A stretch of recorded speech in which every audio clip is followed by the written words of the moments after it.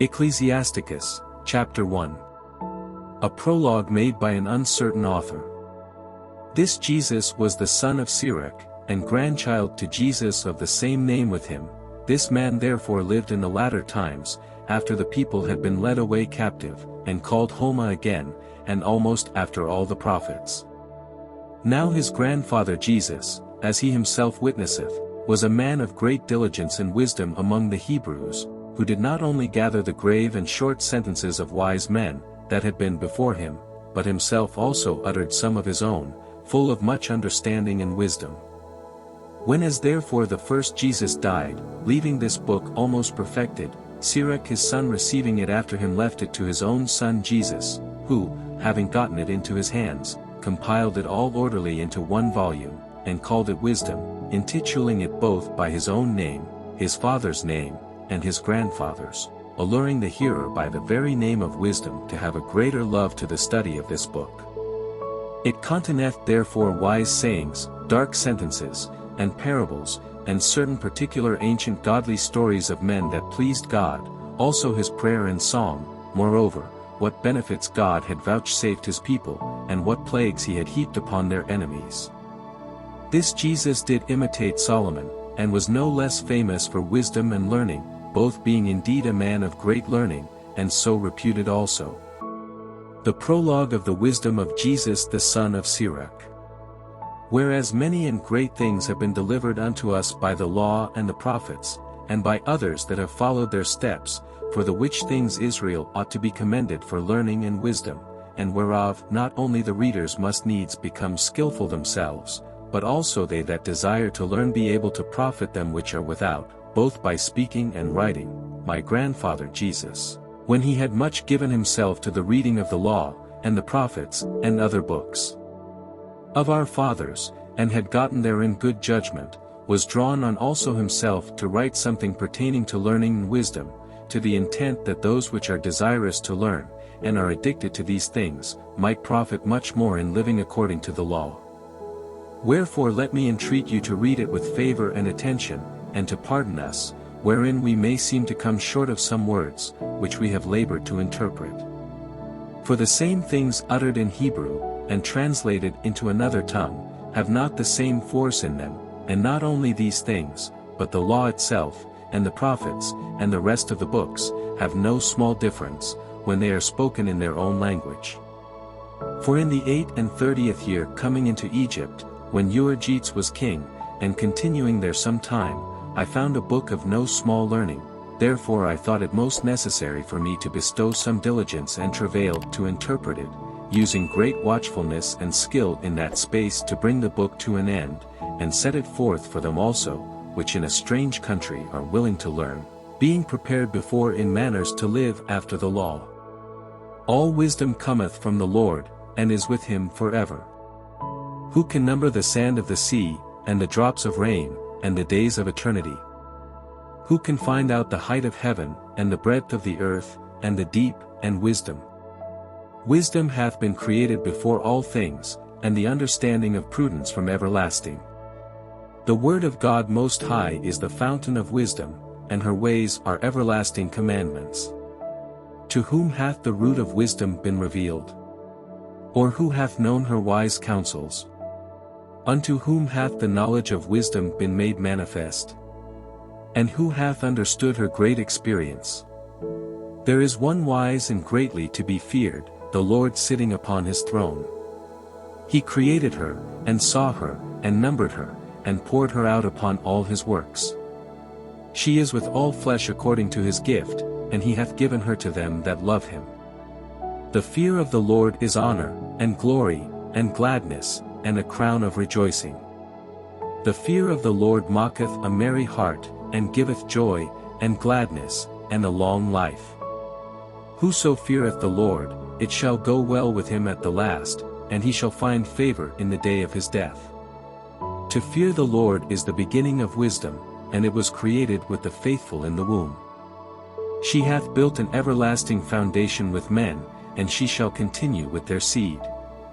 To fear the Lord is fullness of wisdom, and filleth men with her fruits. She filleth all their house with things desirable, and the garners with her increase.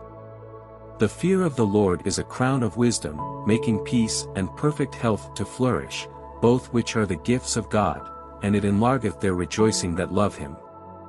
Wisdom raineth down skill and knowledge of understanding standing, and exalteth them to honor that hold her fast.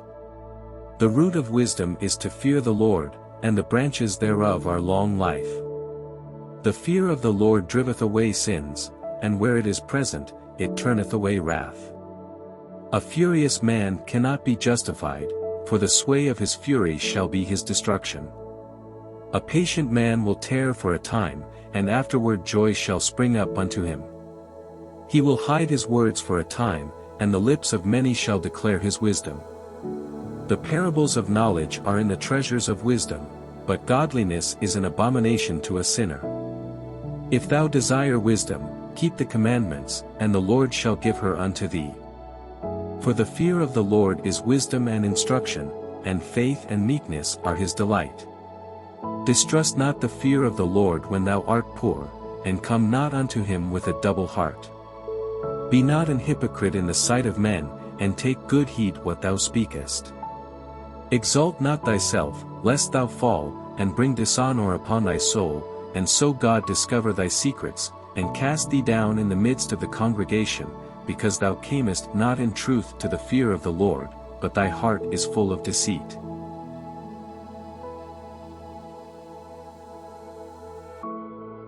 Ecclesiasticus, chapter 2. My son, if thou come to serve the Lord, prepare thy soul for temptation. Set thy heart aright, and constantly endure, and make not haste in time of trouble. Cleave unto him, and depart not away, that thou mayest be increased at thy last end. Whatsoever is brought upon thee take cheerfully, and be patient when thou art changed to a low estate. For gold is tried in the fire, and acceptable men in the furnace of adversity. Believe in him, and he will help thee, order thy way aright, and trust in him. Ye that fear the Lord, wait for his mercy, and go not aside, lest ye fall.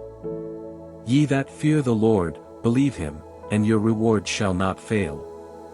Ye that fear the Lord, hope for good, and for everlasting joy and mercy. Look at the generations of old, and see, did ever any trust in the Lord, and was confounded? Or did any abide in his fear, and was forsaken? Or whom did he ever despise, that called upon him? For the Lord is full of compassion and mercy, long-suffering, and very pitiful, and forgiveth sins, and saveth in time of affliction. Woe be to fearful hearts, and faint hands, and the sinner that goeth two ways. Woe unto him that is faint-hearted! For he believeth not, therefore shall he not be defended. Woe unto you that have lost patience! And what will ye do when the Lord shall visit you? They that fear the Lord will not disobey his word, and they that love him will keep his ways.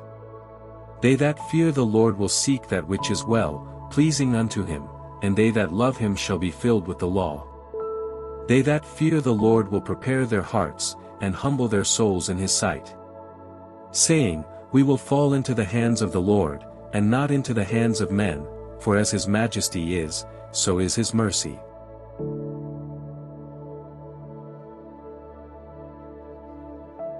Ecclesiasticus, chapter 3.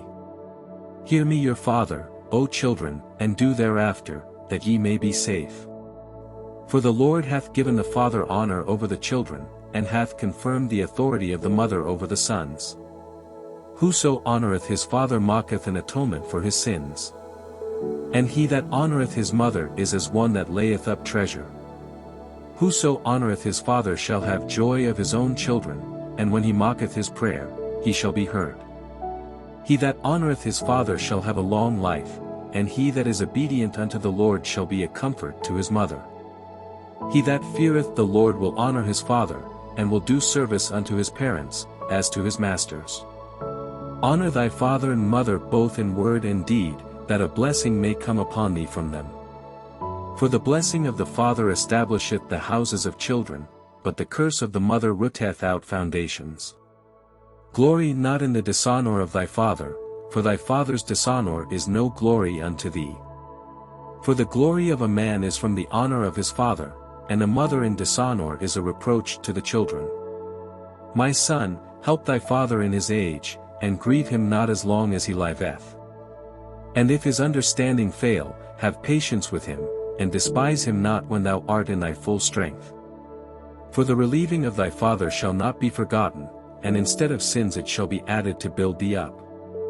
In the day of thine affliction it shall be remembered, thy sins also shall melt away, as the ice in the fair warm weather.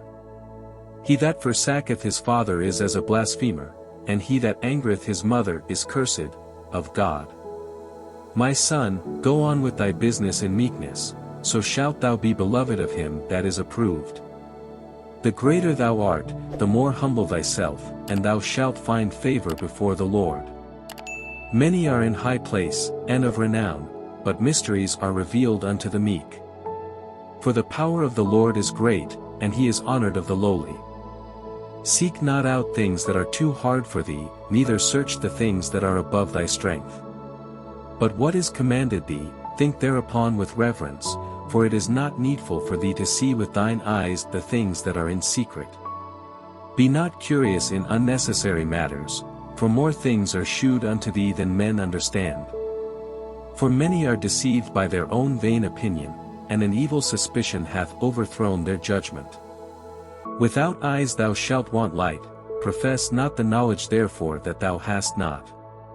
A stubborn heart shall fare evil at the last, and he that loveth danger shall perish therein. An obstinate heart shall be laden with sorrows, and the wicked man shall heap sin upon sin. In the punishment of the proud there is no remedy, for the plant of wickedness hath taken root in him.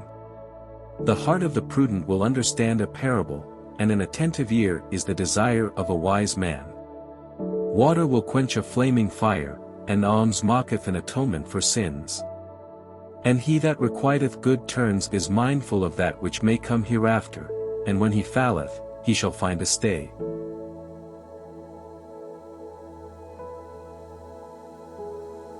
Ecclesiasticus, chapter 4. My son, defraud not the poor of his living, and make not the needy eyes to wait long. Make not an hungry soul sorrowful, neither provoke a man in his distress. Add not more trouble to an heart that is vexed, and defer not to give to him that is in need. Reject not the supplication of the afflicted, neither turn away thy face from a poor man. Turn not away thine eye from the needy, and give him none occasion to curse thee. For if he curse thee in the bitterness of his soul, his prayer shall be heard of him that made him. Get thyself the love of the congregation, and bow thy head to a great man. Let it not grieve thee to bow down thine ear to the poor, and give him a friendly answer with meekness. Deliver him that suffereth wrong from the hand of the oppressor, and be not faint-hearted when thou sittest in judgment. Be as a father unto the fatherless, and instead of an husband unto their mother, so shalt thou be as the Son of the Most High, and he shall love thee more than thy mother doth. Wisdom exalteth her children, and layeth hold of them that seek her. He that loveth her loveth life, and they that seek to her early shall be filled with joy.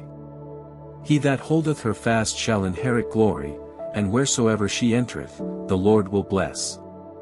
They that serve her shall minister to the Holy One, and them that love her the Lord doth love. Whoso giveth ear unto her shall judge the nations, and he that attendeth unto her shall dwell securely. If a man commit himself unto her, he shall inherit her, and his generation shall hold her in possession. For at the first she will walk with him by crooked ways, and bring fear and dread upon him, and torment him with her discipline, until she may trust his soul, and try him by her laws. Then will she return the straight way unto him, and comfort him, and shew him her secrets. But if he go wrong, she will forsake him, and give him over to his own ruin. Observe the opportunity, and beware of evil, and be not ashamed when it concerneth thy soul. For there is a shame that bringeth sin, and there is a shame which is glory and grace. Accept no person against thy soul, and let not the reverence of any man cause thee to fall. And refrain not to speak, when there is occasion to do good, and hide not thy wisdom in her beauty. For by speech wisdom shall be known, and learning by the word of the tongue. In no wise speak against the truth, but be abashed of the error of thine ignorance. Be not ashamed to confess thy sins, and force not the course of the river. Make not thyself an underling to a foolish man, neither accept the person of the mighty. Strive for the truth unto death, and the Lord shall fight for thee. Be not hasty in thy tongue, and in thy deeds slack and remiss. Be not as a lion in thy house, nor frantic among thy servants. Let not thine hand be stretched out to receive, and shut when thou shouldest repay.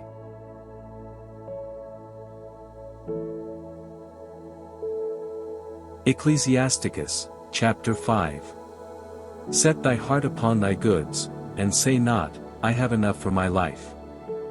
Follow not thine own mind and thy strength, to walk in the ways of thy heart. And say not, who shall control me for my works? For the Lord will surely revenge thy pride. Say not, I have sinned, and what harm hath happened unto me? For the Lord is long-suffering, he will in no wise let thee go. Concerning propitiation, be not without fear to add sin unto sin. And say not his mercy is great, he will be pacified for the multitude of my sins, for mercy and wrath come from him, and his indignation resteth upon sinners. Make no tarrying to turn to the Lord, and put not off from day to day, for suddenly shall the wrath of the Lord come forth, and in thy security thou shalt be destroyed, and perish in the day of vengeance. Set not thine heart upon goods unjustly gotten, for they shall not profit thee in the day of calamity. Winnow not with every wind, and go not into every way, for so doth the sinner that hath a double tongue. Be steadfast in thy understanding, and let thy word be the same. Be swift to hear, and let thy life be sincere, and with patience give answer. If thou hast understanding, answer thy neighbor, if not, lay thy hand upon thy mouth. Honor and shame is in talk, and the tongue of man is his fall. Be not called a whisperer, and lie not in wait with thy tongue, for a foul shame is upon the thief, and an evil condemnation upon the double tongue. Be not ignorant of anything in a great matter or a small.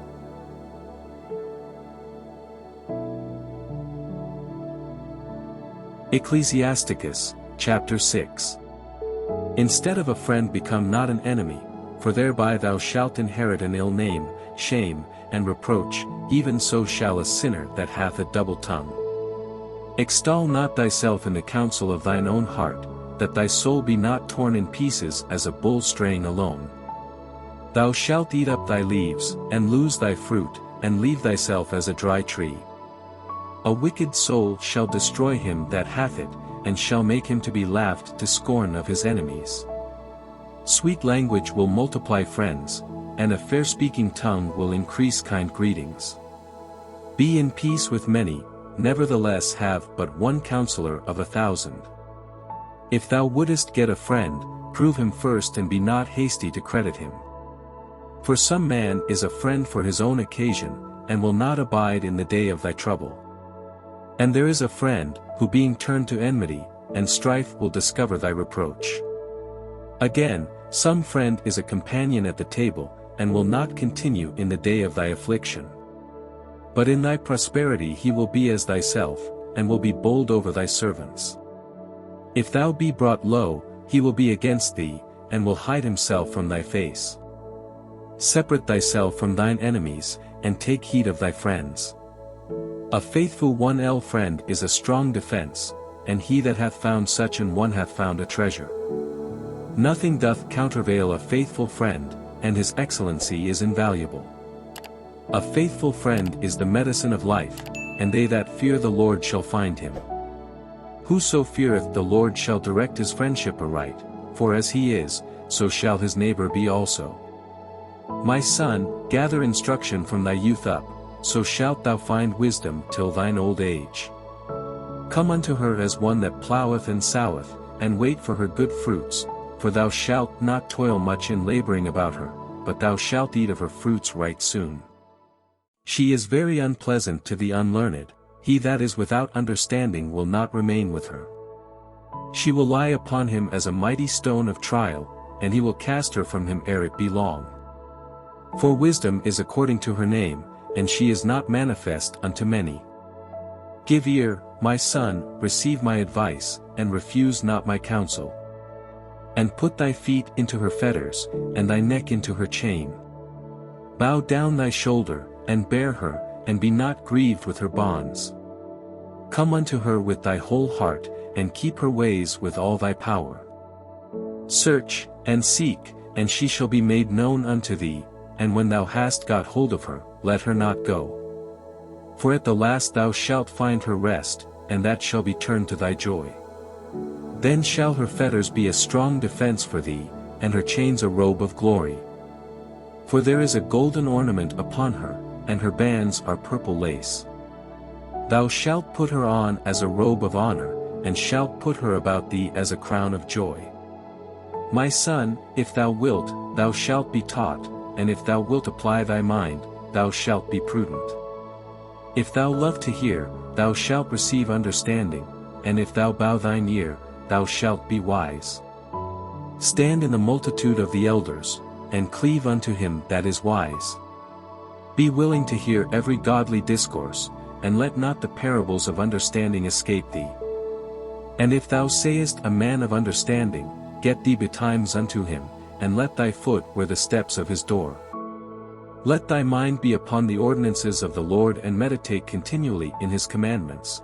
He shall establish thine heart, and give thee wisdom at thine own's desire.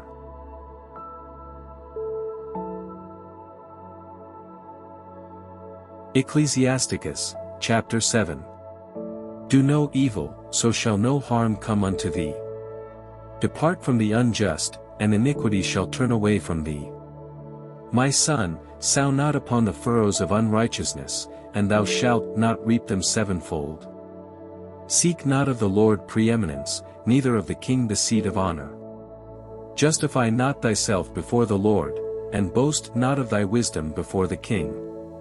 Seek not to be judge, being not able to take away iniquity, lest at any time thou fear the person of the mighty, and stumbling block in the way of thy uprightness. Offend not against the multitude of a city, and then thou shalt not cast thyself down among the people. Bind not one sin upon another, for in one thou shalt not be unpunished. Say not, God will look upon the multitude of my oblations, and when I offer to the Most High God, he will accept it. Be not faint-hearted when thou makest thy prayer, and neglect not to give alms. Laugh no man to scorn in the bitterness of his soul, for there is one which humbleth and exalteth. Devise not a lie against thy brother, neither do the like to thy friend. Use not to make any manner of lie, for the custom thereof is not good. Use not many words in a multitude of elders, and make not much babbling when thou prayest. Hate not laborious work, neither husbandry, which the Most High hath ordained. Number not thyself among the multitude of sinners, but remember that wrath will not tarry long. Humble thyself greatly, for the vengeance of the ungodly is fire and worms. Change not a friend for any good by no means, neither a faithful brother for the gold of Ophir. Forgo not a wise and good woman, for her grace is above gold. Whereas thy servant worketh truly, entreat him not evil. Nor the hireling that bestoweth himself wholly for thee. Let thy soul love a good servant, and defraud him not of liberty. Hast thou cattle? Have an eye to them, and if they be for thy profit, keep them with thee. Hast thou children? Instruct them, and bow down their neck from their youth. Hast thou daughters?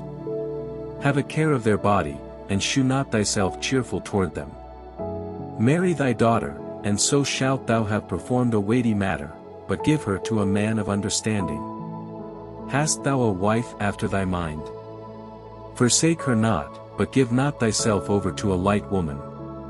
Honor thy father with thy whole heart, and forget not the sorrows of thy mother. Remember that thou wast begotten of them, and how canst thou recompense them the things that they have done for thee? Fear the Lord with all thy soul, and reverence his priests. Love him that made thee with all thy strength, and forsake not his ministers. Fear the Lord, and honor the priest, and give him his portion, as it is commanded thee, the firstfruits, and the trespass offering, and the gift of the shoulders, and the sacrifice of sanctification, and the firstfruits of the holy things. And stretch thine hand unto the poor, that thy blessing may be perfected. A gift hath grace in the sight of every man living, and for the dead detain it not. Fail not to be with them that weep, and mourn with them that mourn. Be not slow to visit the sick, for that shall make thee to be beloved. Whatsoever thou takest in hand, remember the end, and thou shalt never do amiss.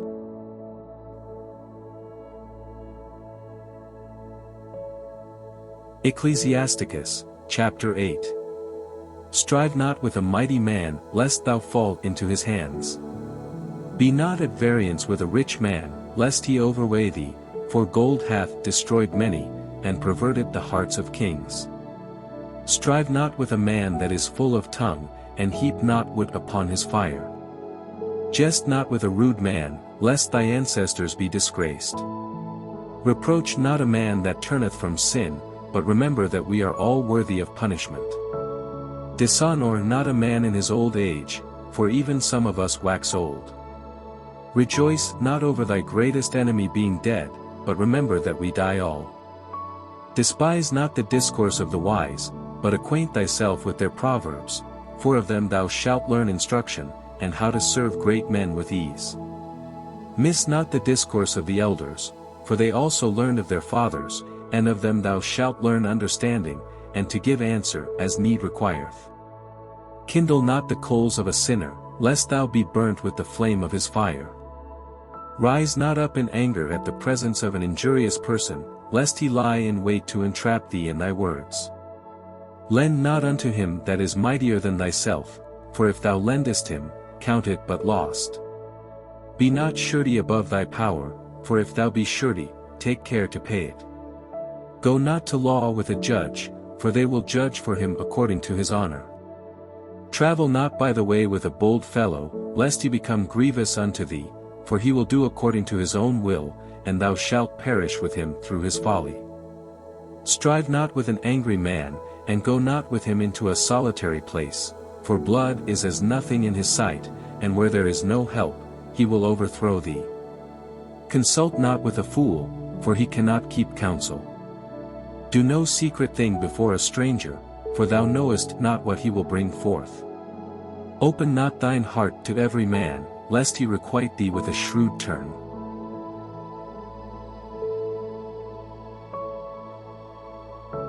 Ecclesiasticus, chapter 9. Be not jealous over the wife of thy bosom, and teach her not an evil lesson against thyself. Give not thy soul unto a woman to set her foot upon thy substance. Meet not with an harlot, lest thou fall into her snares. Use not much the company of a woman that is a singer, lest thou be taken with her attempts. Gaze not on a maid, that thou fall not by those things that are precious in her. Give not thy soul unto harlots, that thou lose not thine inheritance. Look not round about thee in the streets of the city, neither wander thou in the solitary place thereof. Turn away thine eye from a beautiful woman, and look not upon another's beauty, for many have been deceived by the beauty of a woman, for herewith love is kindled as a fire. Sit not at all with another man's wife, nor sit down with her in thine arms, and spend not thy money with her at the wine, lest thine heart incline unto her, and so through thy desire thou fall into destruction. Forsake not an old friend, for the new is not comparable to him. A new friend is as new wine, when it is old, thou shalt drink it with pleasure. Envy not the glory of a sinner, for thou knowest not what shall be his end. Delight not in the thing that the ungodly have pleasure in, but remember they shall not go unpunished unto their grave. Keep thee far from the man that hath power to kill, so shalt thou not doubt the fear of death, and if thou come unto him, make no fault, lest he take away thy life presently. Remember that thou goest in the midst of snares, and that thou walkest upon the battlements of the city. As near as thou canst, guess at thy neighbor, and consult with the wise. Let thy talk be with the wise, and all thy communication in the law of the Most High. And let just men eat and drink with thee, and let thy glorying be in the fear of the Lord. For the hand of the artificer the work shall be commended, and the wise ruler of the people for his speech. A man of an ill tongue is dangerous in his city, and he that is rash in his talk shall be hated.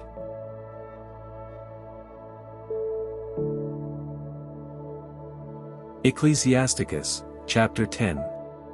A wise judge will instruct his people, and the government of a prudent man is well ordered. As the judge of the people is himself, so are his officers, and what manner of man the ruler of the city is, such are all they that dwell therein. An unwise king destroyeth his people, but through the prudence of them which are in authority the city shall be inhabited. The power of the earth is in the hand of the Lord, and in due time he will set over it one that is profitable. In the hand of God is the prosperity of man, and upon the person of the scribe shall he lay his honor. Bear not hatred to thy neighbor for every wrong, and do nothing at all by injurious practices. Pride is hateful before God and man, and by both doth one commit iniquity. Because of unrighteous dealings, injuries, and riches got by deceit, the kingdom is translated from one people to another. Why is earth and ashes proud? There is not a more wicked thing than a covetous man, for such an one setteth his own soul to sale, because while he liveth he casteth away his bowels. The physician cutteth off a long disease, and he that is today a king tomorrow shall die. For when a man is dead, he shall inherit creeping things, beasts, and worms. The beginning of pride is when one departeth from God, and his heart is turned away from his Maker. For pride is the beginning of sin, and he that hath it shall pour out abomination, and therefore the Lord brought upon them strange calamities, and overthrew them utterly.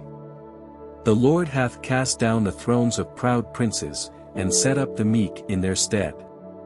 The Lord hath plucked up the roots of the proud nations, and planted the lowly in their place.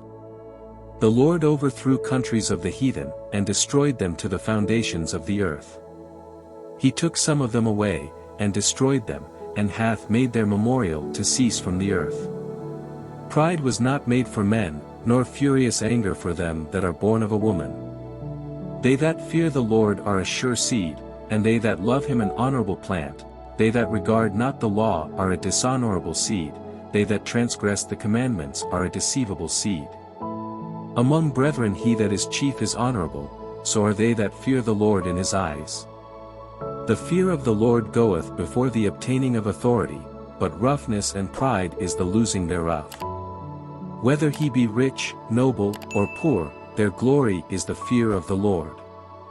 It is not meet to despise the poor man that hath understanding, neither is it convenient to magnify a sinful man. Great men, and judges, and potentates, shall be honored, yet is there none of them greater than he that feareth the Lord.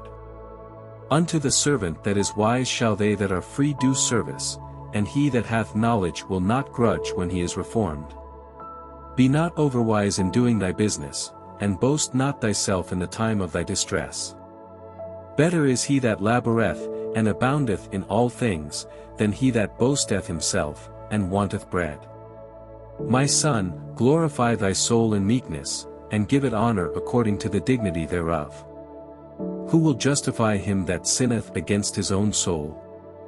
And who will honour him that dishonoureth his own life?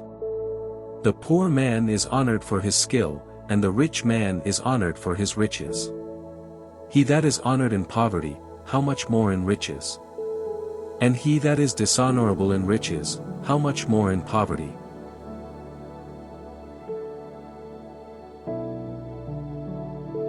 Ecclesiasticus, chapter 11. Wisdom lifteth up the head of him that is of low degree, and mocketh him to sit among great men. Commend not a man for his beauty, neither abhor a man for his outward appearance. The bee is little among such as fly, but her fruit is the chief of sweet things. Boast not of thy clothing and raiment, and exalt not thyself in the day of honor, for the works of the Lord are wonderful, and his works among men are hidden. Many kings have sat down upon the ground, and one that was never thought of hath worn the crown. Many mighty men have been greatly disgraced, and the honorable delivered into other men's hands. Blame not before thou hast examined the truth, understand first, and then rebuke. Answer not before thou hast heard the cause, neither interrupt men in the midst of their talk. Strive not in a matter that concerneth thee not, and sit not in judgment with sinners. My son, meddle not with many matters, for if thou meddle much, thou shalt not be innocent, and if thou follow after, thou shalt not obtain, neither shalt thou escape by fleeing. There is one that laboureth, and taketh pains, and mocketh haste, and is so much the more behind. Again, there is another that is slow, and hath need of help, wanting ability, and full of poverty, yet the eye of the Lord looked upon him for good, and set him up from his low estate. And lifted up his head from misery, so that many that saw from him is peace over all the prosperity in adversity, life and death, poverty and riches, come of the Lord. Wisdom, knowledge, and understanding of the law, are of the Lord, love, and the way of good works, are from him. Error and darkness had their beginning together with sinners, and evil shall wax old with them that glory therein. The gift of the Lord remaineth with the ungodly, and his favor bringeth prosperity forever. There is that waxeth rich by his wariness and pinching, and this is the portion of his reward. Whereas he saith, I have found rest, and now will eat continually of my goods, and yet he knoweth not what time shall come upon him, and that he must leave those things to others, and die. Be steadfast in thy covenant, and be conversant therein, and wax old in thy work. Marvel not at the works of sinners, but trust in the Lord, and abide in thy labor, for it is an easy thing in the sight of the Lord on the sudden to make a poor man rich. The blessing of the Lord is in the reward of the godly, and suddenly he maketh his blessing flourish. Say not, what profit is there of my service? And what good things shall I have hereafter? Again, say not, I have enough, and possess many things, and what evil shall I have hereafter? In the day of prosperity there is a forgetfulness of affliction, and in the day of affliction there is no more remembrance of prosperity. For it is an easy thing unto the Lord in the day of death to reward a man according to his ways. The affliction of an hour mocketh a man forget pleasure, and in his end his deeds shall be discovered. Judge none blessed before his death, for a man shall be known in his children. Bring not every man into thine house, for the deceitful man hath many trains. Like as a partridge taken and kept in a cage, so is the heart of the proud, and like as a spy, watcheth he for thy fall. For he lieth in wait, and turneth good into evil, and in things worthy praise will lay blame upon thee. Of a spark of fire a heap of coals is kindled, and a sinful man layeth wait for blood. Take heed of a mischievous man, for he worketh wickedness, lest he bring upon thee a perpetual blot. Receive a stranger into thine house, and he will disturb thee, and turn thee out of thine own.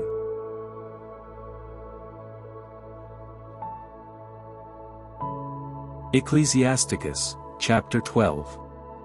When thou wilt do good, know to whom thou doest it, so shalt thou be thanked for thy benefits. Do good to the godly man, and thou shalt find a recompense, and if not from him, yet from the Most High.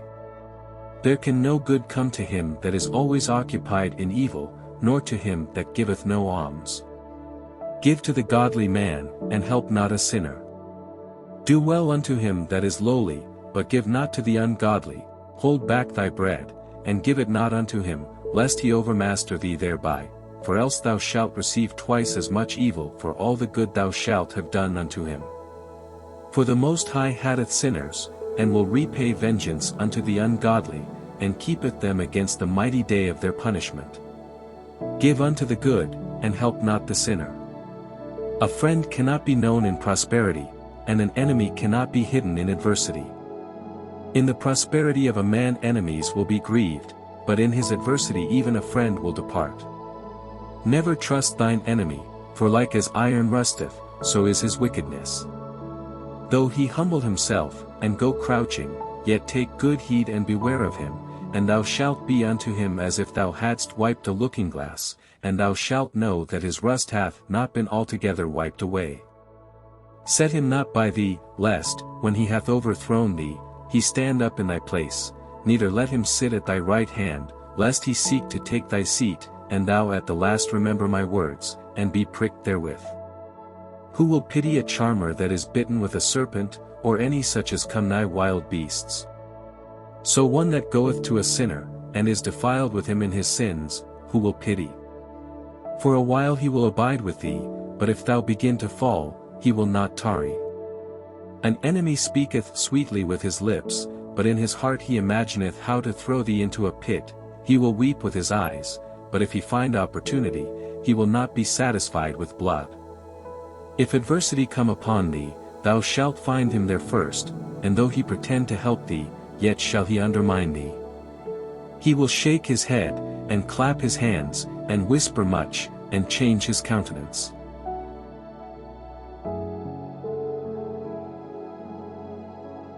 Ecclesiasticus, chapter 13. He that toucheth pitch shall be defiled therewith, and he that hath fellowship with a proud man shall be like unto him.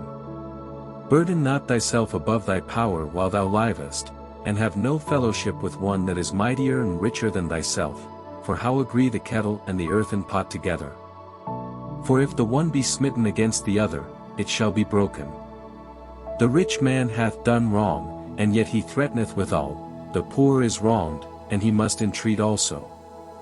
If thou be for his profit, he will use thee, but if thou have nothing, he will forsake thee. If thou have anything, he will live with thee, yea, he will make thee bear, and will not be sorry for it.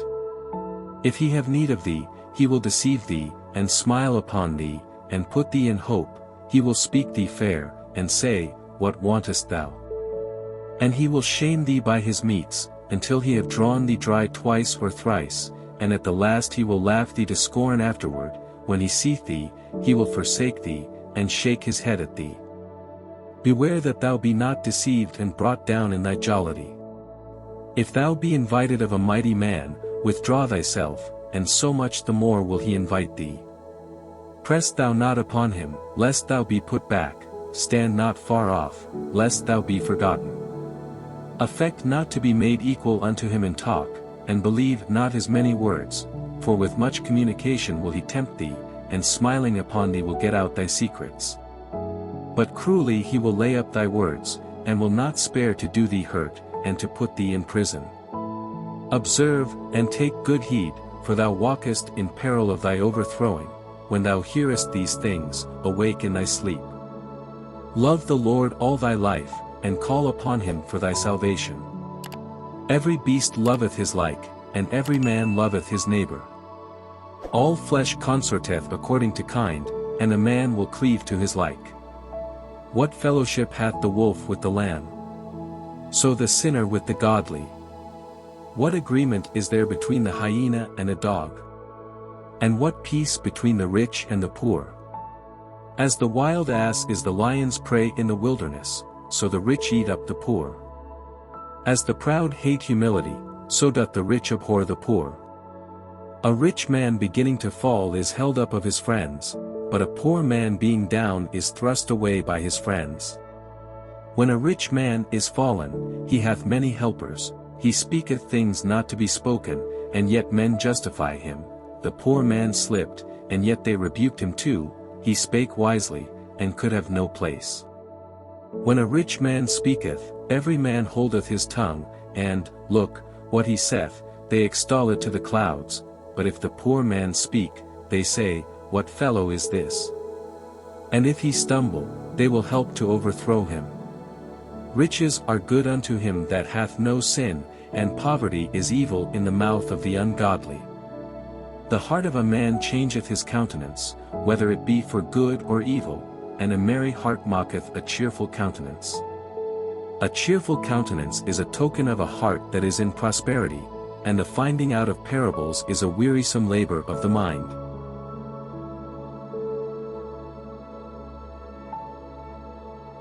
Ecclesiasticus, chapter 14. Blessed is the man that hath not slipped with his mouth, and is not pricked with the multitude of sins. Blessed is he whose conscience hath not condemned him, and who is not fallen from his hope in the Lord. Riches are not comely for a niggard, and what should an envious man do with money? He that gathereth by defrauding his own soul gathereth for others, that shall spend his goods riotously. He that is evil to himself, to whom will he be good? He shall not take pleasure in his goods. There is none worse than he that envieth himself, and this is a recompense of his wickedness. And if he doeth good, he doeth it unwillingly, and at the last he will declare his wickedness. The envious man hath a wicked eye, he turneth away his face, and despiseth men. A covetous man's eye is not satisfied with his portion, and the iniquity of the wicked drieth up his soul. A wicked eye envieth his bread, and he is a niggard at his table. My son, according to thy ability do good to thyself, and give the Lord his due offering. Remember that death will not be long in coming, and that the covenant of the grave is not shewed unto thee. Do good unto thy friend before thou die, and according to thy ability stretch out thy hand and give to him. Defraud not thyself of the good day, and let not the part of a good desire overpass thee. Shalt thou not leave thy travails unto another? And thy labors to be divided by lot? Give, and take, and sanctify thy soul, for there is no seeking of dainties in the grave. All flesh waxeth old as a garment, for the covenant from the beginning is, thou shalt die the death. As of the green leaves on a thick tree, some fall, and some grow, so is the generation of flesh and blood, one cometh to an end, and another is born. Every work rotteth and consumeth away, and the worker thereof shall go withal. Blessed is the man that doth meditate good things in wisdom, and that reasoneth of holy things by his understanding. He that considereth her ways in his heart shall also have understanding in her secrets. Go after her as one that traceth, and lie in wait in her ways. He that preeth in at her windows shall also hearken at her doors. He that doth lodge near her house shall also fasten a pin in her walls. He shall pitch his tent nigh unto her, and shall lodge in a lodging where good things are. He shall set his children under her shelter, and shall lodge under her branches. By her he shall be covered from heat, and in her glory shall he dwell.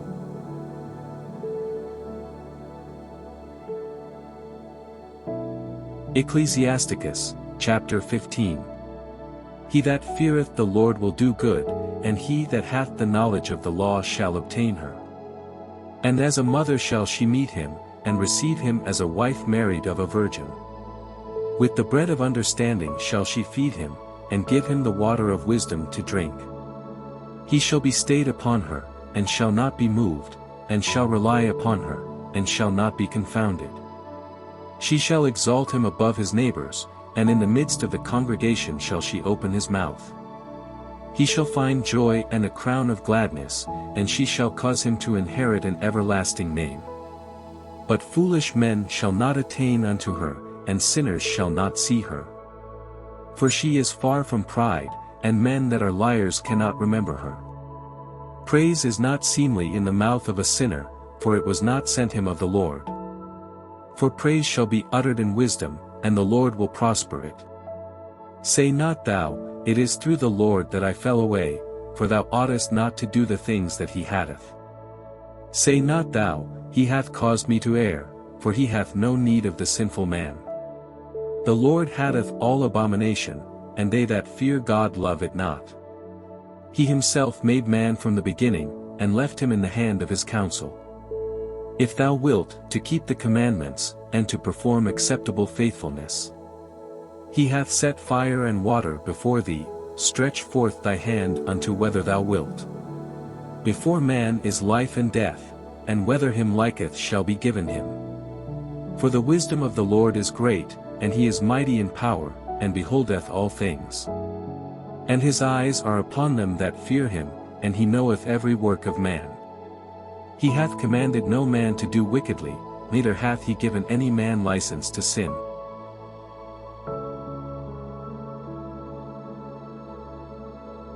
Ecclesiasticus, chapter 16.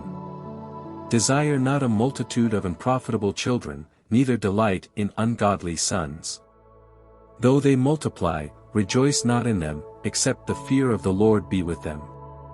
Trust not thou in their life, neither respect their multitude, for one that is just is better than 1,000, and better it is to die without children, than to have them that are ungodly.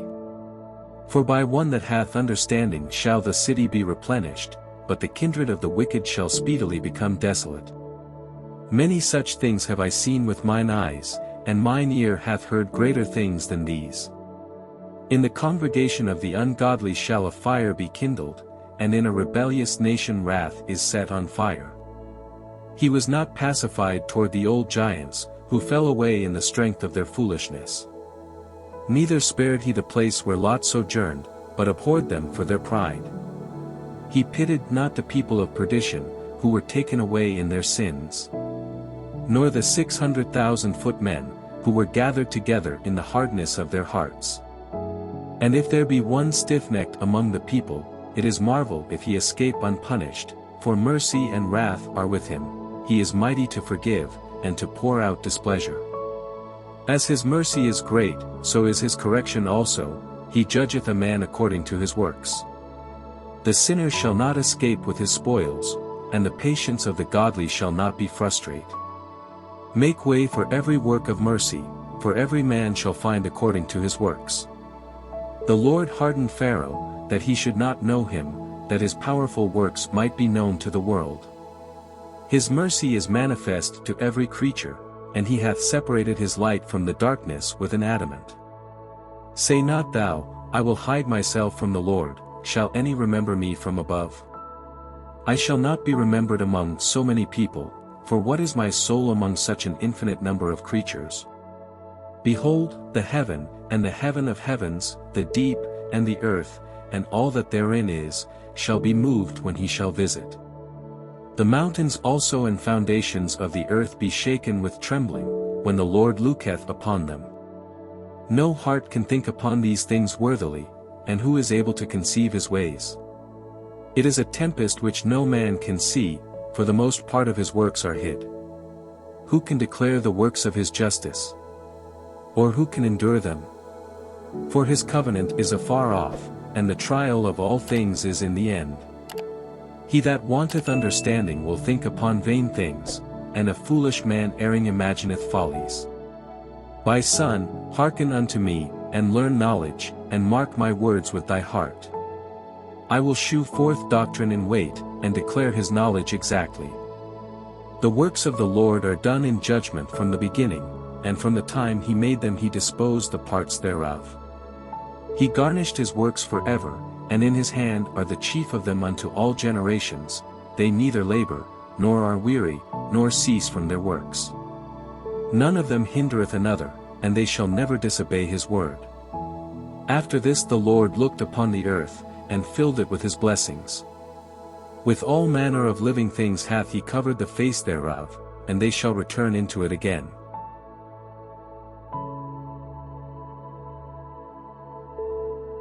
Ecclesiasticus, chapter 17. The Lord created man of the earth, and turned him into it again. He gave them few days, and a short time, and power also over the things therein. He endued them with strength by themselves, and made them according to his image. And put the fear of man upon all flesh, and gave him dominion over beasts and fowls. They received the use of the 5 operations of the Lord, and in the 6th place he imparted them understanding, and in the 7th speech, an interpreter of the cogitations thereof. Counsel, and a tongue, and eyes, ears, and a heart, gave he them to understand. Withal he filled them with the knowledge of understanding, and shewed them good and evil. He set his eye upon their hearts, that he might shew them the greatness of his works. He gave them to glory in his marvelous acts forever, that they might declare his works with understanding. And the elect shall praise his holy name. Beside this he gave them knowledge, and the law of life for an heritage. He made an everlasting covenant with them, and shewed them his judgments. Their eyes saw the majesty of his glory, and their ears heard his glorious voice. And he said unto them, Beware of all unrighteousness, and he gave every man commandment concerning his neighbor. Their ways are ever before him, and shall not be hid from his eyes. Every man from his youth is given to evil, neither could they make to themselves fleshy hearts for stony. For in the division of the nations of the whole earth he set a ruler over every people, but Israel is the Lord's portion. Whom, being his firstborn, he nourisheth with discipline, and giving him the light of his love doth not forsake him. Therefore all their works are as the sun before him, and his eyes are continually upon their ways. None of their unrighteous deeds are hid from him, but all their sins are before the Lord. But the Lord being gracious and knowing his workmanship, neither left nor forsook them, but spared them. The alms of a man is as a signet with him, and he will keep the good deeds of man as the apple of the eye, and give repentance to his sons and daughters. Afterwards he will rise up and reward them, and render their recompense upon their heads. But unto them that repent, he granted them return, and comforted those that failed in patience. Return unto the Lord, and forsake thy sins, make thy prayer before his face, and offend less. Turn again to the Most High, and turn away from iniquity, for he will lead thee out of darkness into the light of health, and hate thou abomination vehemently. Who shall praise the Most High in the grave, instead of them which live and give thanks? Thanksgiving perisheth from the dead, as from one that is not, the living and sound in heart shall praise the Lord. How great is the loving kindness of the Lord our God, and his compassion unto such as turn unto him in holiness. For all things cannot be in men, because the Son of Man is not immortal. What is brighter than the sun? Yet the light thereof faileth, and flesh and blood will imagine evil. He vieweth the power of the height of heaven, and all men are but earth and ashes.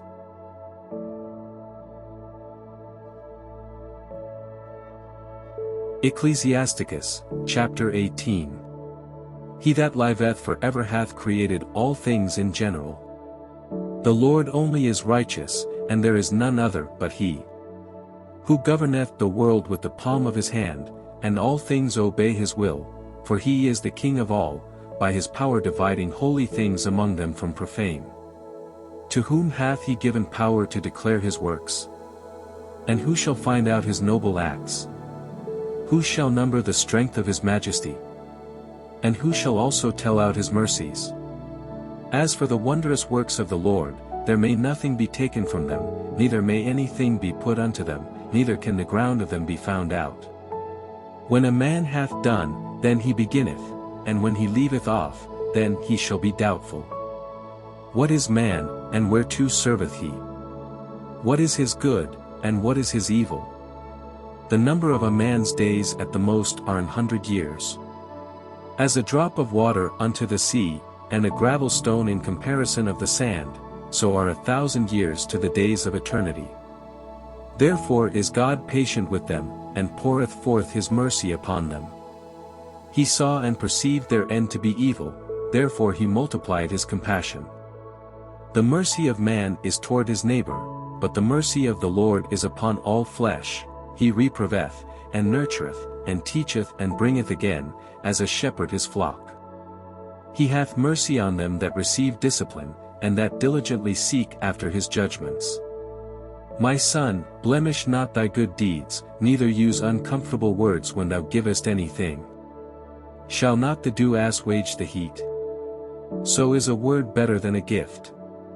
Lo, is not a word better than a gift? But both are with a gracious man. A fool will upbraid churlishly, and a gift of the envious consumeth the eyes. Learn before thou speak, and use physic or ever thou be sick. Before judgment examine thyself, and in the day of visitation thou shalt find mercy. Humble thyself before thou be sick, and in the time of sins shew repentance. Let nothing hinder thee to pay thy vow in due time, and defer not until death to be justified. Before thou prayest, prepare thyself, and be not as one that tempteth the Lord. Think upon the wrath that shall be at the end, and the time of vengeance, when he shall turn away his face. When thou hast enough, remember the time of hunger, and when thou art rich, think upon poverty and need. From the morning until the evening the time is changed, and all things are soon done before the Lord. A wise man will fear in everything, and in the day of sinning he will beware of offense, but a fool will not observe time. Every man of understanding knoweth wisdom, and will give praise unto him that found her. They that were of understanding in sayings became also wise themselves, and poured forth exquisite parables. Go not after thy lusts, but refrain thyself from thine appetites. If thou givest thy soul the desires that please her, she will make thee a laughingstock to thine enemies that malign thee. Take not pleasure in much good cheer, neither be tied to the expense thereof. Be not made a beggar by banqueting upon borrowing, when thou hast nothing in thy purse, for thou shalt lie in wait for thine own life, and be talked on.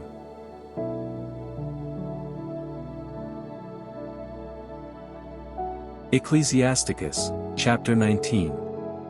A laboring man that is given to drunkenness shall not be rich, and he that contemneth small things shall fall by little and little.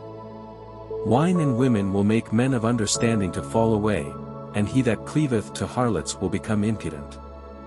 Moths and worms shall have him to heritage, and a bold man shall be taken away. He that is hasty to give credit is like-minded, and he that sinneth shall offend against his own soul.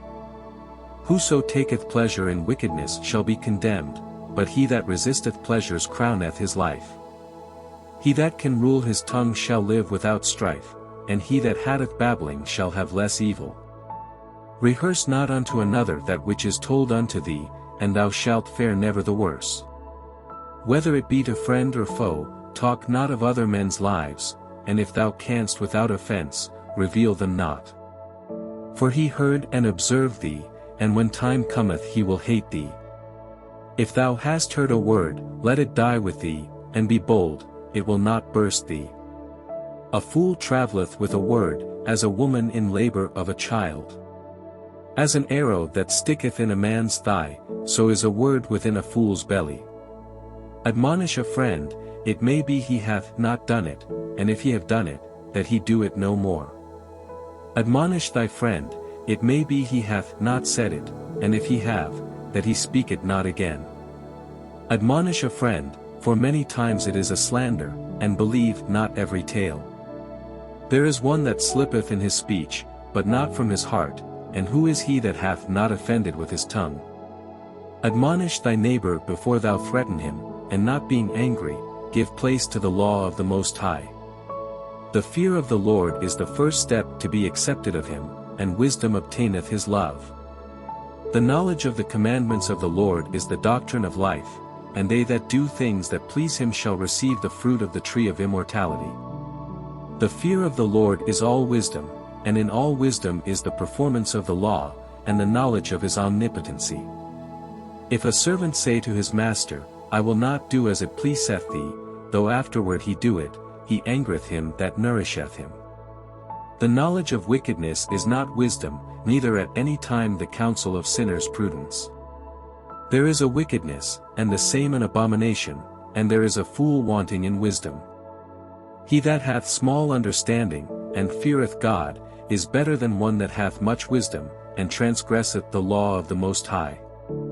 There is an exquisite subtlety, and the same is unjust, and there is one that turneth aside to make judgment appear, and there is a wise man that justifieth in judgment.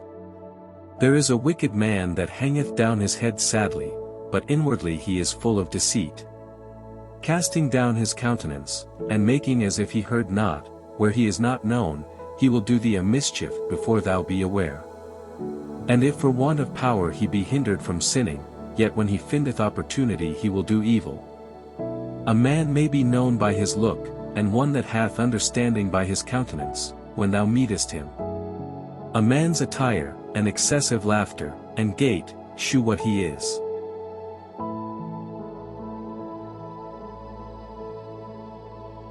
Ecclesiasticus, chapter 20. There is a reproof that is not comely, again, some man holdeth his tongue, and he is wise. It is much better to reprove, than to be angry secretly, and he that confesseth his fault shall be preserved from hurt. How good is it, when thou art reproved, to shew repentance. For so shalt thou escape wilful sin. As is the lust of an eunuch to deflower a virgin, so is he that executeth judgment with violence. There is one that keepeth silence, and is found wise, and another by much babbling becometh hateful. Some man holdeth his tongue, because he hath not to answer, and some keepeth silence, knowing his time.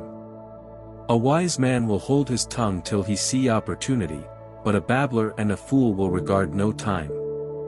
He that useth many words shall be abhorred, and he that taketh to himself authority therein shall be hated. There is a sinner that hath good success in evil things, and there is a gain that turneth to loss. There is a gift that shall not profit thee, and there is a gift whose recompense is double. There is an abasement because of glory, and there is that lifteth up his head from a low estate. There is that buyeth much for a little, and repayeth it sevenfold. A wise man by his words mocketh him beloved, but the graces of fools shall be poured out. The gift of a fool shall do thee no good when thou hast it, neither yet of the envious for his necessity, for he looketh to receive many things for one. He giveth little, and upbraideth much, he openeth his mouth like a crier, today he lendeth, and tomorrow will he ask it again, such an one is to be hated of God and man. The fool saith, I have no friends, I have no thank for all my good deeds, and they that eat my bread speak evil of me. How oft, and of how many shall he be laughed to scorn? For he knoweth not aright what it is to have, and it is all one unto him as if he had it not. To slip upon a pavement is better than to slip with the tongue, so the fall of the wicked shall come speedily. An unseasonable tale will always be in the mouth of the unwise. A wise sentence shall be rejected when it cometh out of a fool's mouth, for he will not speak it in due season. There is that is hindered from sinning through want, and when he taketh rest, he shall not be troubled. There is that destroyeth his own soul through bashfulness, and by accepting of persons overthroweth himself. There is that for bashfulness promiseth to his friend, and mocketh him his enemy for nothing. A lie is a foul blot in a man, yet it is continually in the mouth of the untaught. A thief is better than a man that is accustomed to lie, but they both shall have destruction to heritage. The disposition of a liar is dishonorable, and his shame is ever with him. A wise man shall promote himself to honor with his words, and he that hath understanding will please great men. He that tilleth his land shall increase his heap, and he that pleaseth great men shall get pardon for iniquity. Presents and gifts blind the eyes of the wise, and stop up his mouth that he cannot reprove. Wisdom that is hid, and treasure that is hoarded up, what profit is in them both? Better is he that hideth his folly than a man that hideth his wisdom. Necessary patience in seeking the Lord is better than he that letteth his life without a guide.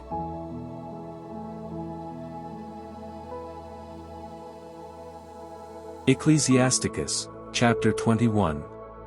My son, hast thou sinned? Do so no more, but ask pardon for thy former sins. Flee from sin as from the face of a serpent, for if thou comest too near it, it will bite thee, the teeth thereof are as the teeth of a lion, slaying the souls of men. All iniquity is as a two-edged sword, the wounds whereof cannot be healed. To terrify and do wrong will waste riches, thus the house of proud men shall be made desolate.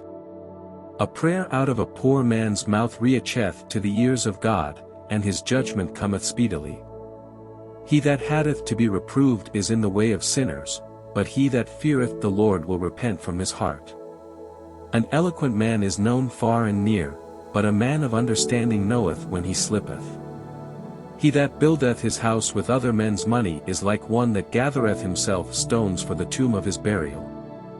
The congregation of the wicked is like tow wrapped together, and the end of them is a flame of fire to destroy them. The way of sinners is made plain with stones, but at the end thereof is the pit of hell. He that keepeth the law of the Lord getteth the understanding thereof, and the perfection of the fear of the Lord is wisdom. He that is not wise will not be taught, but there is a wisdom which multiplieth bitterness. The knowledge of a wise man shall abound like a flood, and his counsel is like a pure fountain of life. The inner parts of a fool are like a broken vessel, and he will hold no knowledge as long as he liveth. If a skillful man hear a wise word, he will commend it, and add unto it, but as soon as one of no understanding heareth it, it displeaseth him, and he casteth it behind his back. The talking of a fool is like a burden in the way, but grace shall be found in the lips of the wise. They inquire at the mouth of the wise man in the congregation, and they shall ponder his words in their heart. As is a house that is destroyed, so is wisdom to a fool, and the knowledge of the unwise is as talk without sense. Doctrine unto fools is as fetters on the feet, and like manacles on the right hand. A fool lifteth up his voice with laughter, but a wise man doth scarce smile a little. Learning is unto a wise man as an ornament of gold, and like a bracelet upon his right arm. A foolish man's foot is soon in his neighbor's house, but a man of experience is ashamed of him. A fool will peep in at the door into the house, but he that is well nurtured will stand without. It is the rudeness of a man to hearken at the door, but a wise man will be grieved with the disgrace. The lips of talkers will be telling such things as pertain not unto them, but the words of such as have understanding are weighed in the balance. The heart of fools is in their mouth, but the mouth of the wise is in their heart. When the ungodly curseth Satan, he curseth his own soul.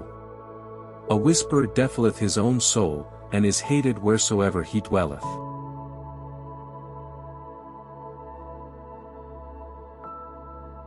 Ecclesiasticus, chapter 22. A slothful man is compared to a filthy stone, and every one will hiss him out to his disgrace. A slothful man is compared to the filth of a dunghill, every man that takes it up will shake his hand. An evil-nurtured man is the dishonor of his father that begot him, and a foolish daughter is born to his loss. A wise daughter shall bring an inheritance to her husband, but she that liveth dishonestly is her father's heaviness. She that is bold dishonoreth both her father and her husband, but they both shall despise her.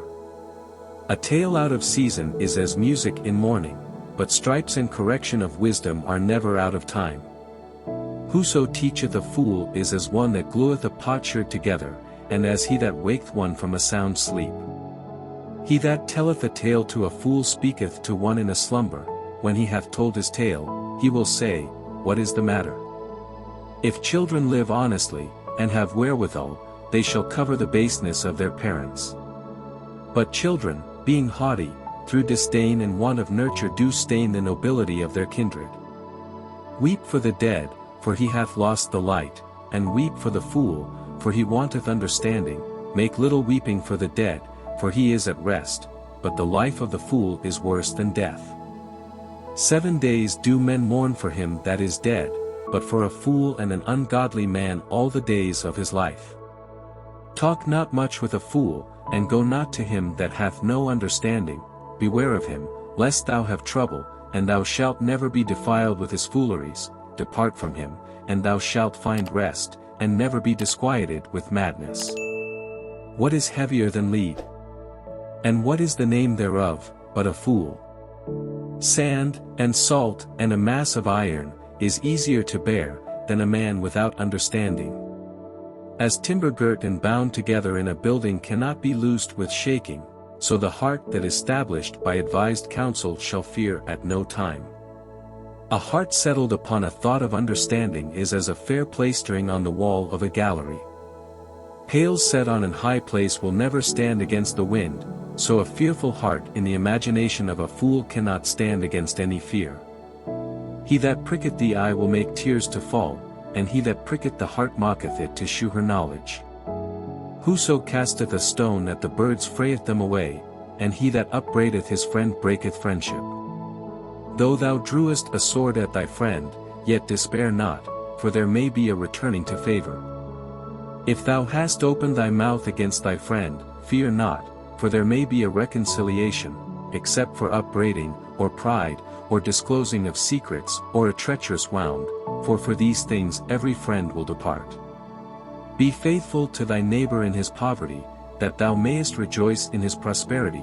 Abide steadfast unto him in the time of his trouble, that thou mayest be heir with him in his heritage. For a mean estate is not always to be contemned, nor the rich that is foolish to be had in admiration. As the vapor and smoke of a furnace goeth before the fire, so reviling before blood. I will not be ashamed to defend a friend, neither will I hide myself from him.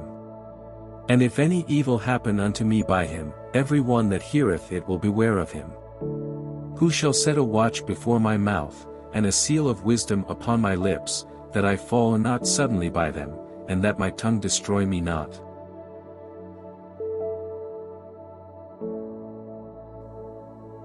Ecclesiasticus, chapter 23. O Lord, Father and Governor of all my whole life, leave me not to their counsels, and let me not fall by them. Who will set scourges over my thoughts, and the discipline of wisdom over mine heart? That they spare me not for mine ignorances, and it pass not by my sins. Lest mine ignorances increase, and my sins abound to my destruction, and I fall before mine adversaries, and mine enemy rejoice over me, whose hope is far from thy mercy. O Lord, Father and God of my life, give me not a proud look, but turn away from thy servants always a haughty mind. Turn away from me vain hopes and concupiscence, and thou shalt hold him up that is desirous always to serve thee. Let not the greediness of the belly nor lust of the flesh take hold of me, and give not over me thy servant into an impudent mind. Hear, O ye children, the discipline of the mouth, he that keepeth it shall never be taken in his lips. The sinner shall be left in his foolishness, both the evil speaker and the proud shall fall thereby. Accustom not thy mouth to swearing, neither use thyself to the naming of the Holy One. For as a servant that is continually beaten shall not be without a blue mark, so he that sweareth and nameth God continually shall not be faultless. A man that useth much swearing shall be filled with iniquity, and the plague shall never depart from his house. If he shall offend, his sin shall be upon him, and if he acknowledge not his sin, he mocketh a double offense, and if he swear in vain, he shall not be innocent, but his house shall be full of calamities. There is a word that is clothed about with death, God grant that it be not found in the heritage of Jacob, for all such things shall be far from the godly, and they shall not wallow in their sins. Use not thy mouth to intemperate swearing, for therein is the word of sin. Remember thy father and thy mother, when thou sittest among great men. Be not forgetful before them, and so thou by thy custom become a fool, and wish that thou hadst not been born, and curse the day of thy nativity. The man that is accustomed to opprobrious words will never be reformed all the days of his life. Two sorts of men multiply sin, and the third will bring wrath. A hot mind is as a burning fire, it will never be quenched till it be consumed. A fornicator in the body of his flesh will never cease till he hath kindled a fire. All bread is sweet to a whoremonger, he will not leave off till he die. A man that breaketh wedlock, saying thus in his heart, who seeth me? I am compassed about with darkness, the walls cover me, and no body seeth me, what need I to fear? The Most High will not remember my sins. Such a man only feareth the eyes of men, and knoweth not that the eyes of the Lord are 10,000 times brighter than the sun, beholding all the ways of men, and considering the most secret parts. He knew all things ere ever they were created, so also after they were perfected he looked upon them all. This man shall be punished in the streets of the city, and where he suspecteth not he shall be taken. Thus shall it go also with the wife that leaveth her husband, and bringeth in an heir by another. For first, she hath disobeyed the law of the Most High, and secondly, she hath trespassed against her own husband, and thirdly, she hath played the whore in adultery, and brought children by another man. She shall be brought out into the congregation, and inquisition shall be made of her children. Her children shall not take root, and her branches shall bring forth no fruit. She shall leave her memory to be cursed, and her reproach shall not be blotted out. And they that remain shall know that there is nothing better than the fear of the Lord, and that there is nothing sweeter than to take heed unto the commandments of the Lord. It is great glory to follow the Lord, and to be received of him is long life.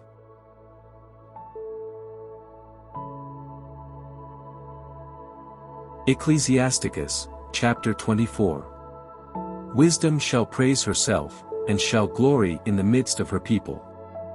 In the congregation of the Most High shall she open her mouth, and triumph before his power. I came out of the mouth of the Most High, and covered the earth as a cloud. I dwelt in high places, and my throne is in a cloudy pillar. I alone compassed the circuit of heaven, and walked in the bottom of the deep. In the waves of the sea and in all the earth, and in every people and nation, I got a possession. With all these I sought rest, and in whose inheritance shall I abide? So the Creator of all things gave me a commandment, and he that made me caused my tabernacle to rest, and said, Let thy dwelling be in Jacob, and thine inheritance in Israel. He created me from the beginning before the world, and I shall never fail. In the holy tabernacle I served before him, and so was I established in Shaun. Likewise in the beloved city he gave me rest, and in Jerusalem was my power. And I took root in an honorable people, even in the portion of the Lord's inheritance. I was exalted like a cedar in Libanus, and as a cypress tree upon the mountains of Hermon. I was exalted like a palm tree in En-Gedi, and as a rose plant in Jericho, as a fair olive tree in a pleasant field, and grew up as a plane tree by the water. I gave a sweet smell like cinnamon and aspalathus, and I yielded a pleasant odor like the best myrrh, as galbanum, and onyx, and sweet storax, and as the fume of frankincense in the tabernacle. As the turpentine tree I stretched out my branches, and my branches are the branches of honor and grace. As the vine brought I forth pleasant savor, and my flowers are the fruit of honor and riches. I am the mother of fair love, and fear, and knowledge, and holy hope. I therefore, being eternal, am given to all my children which are named of him. Come unto me, all ye that be desirous of me, and fill yourselves with my fruits. For my memorial is sweeter than honey, and mine inheritance than the honeycomb. They that eat me shall yet be hungry, and they that drink me shall yet be thirsty. He that obeyeth me shall never be confounded, and they that work by me shall not do amiss. All these things are the book of the covenant of the Most High God, even the law which Moses commanded for an heritage unto the congregations of Jacob. Faint not to be strong in the Lord, that he may confirm you, cleave unto him, for the Lord Almighty is God alone, and beside him there is no other Saviour. He filleth all things with his wisdom, as Physon and as Tigris in the time of the new fruits. He maketh the understanding to abound like Euphrates, and as Jordan in the time of the harvest. He maketh the doctrine of knowledge appear as the light, and as Gion in the time of vintage. The first man knew her not perfectly, no more shall the last find her out. For her thoughts are more than the sea, and her counsels profounder than the great deep. I also came out as a brook from a river, and as a conduit into a garden. I said, I will water my best garden, and will water abundantly my garden bed, and, lo, my brook became a river, and my river became a sea. I will yet make doctrine to shine as the morning, and will send forth her light afar off. I will yet pour out doctrine as prophecy, and leave it to all ages forever. Behold that I have not labored for myself only, but for all them that seek wisdom.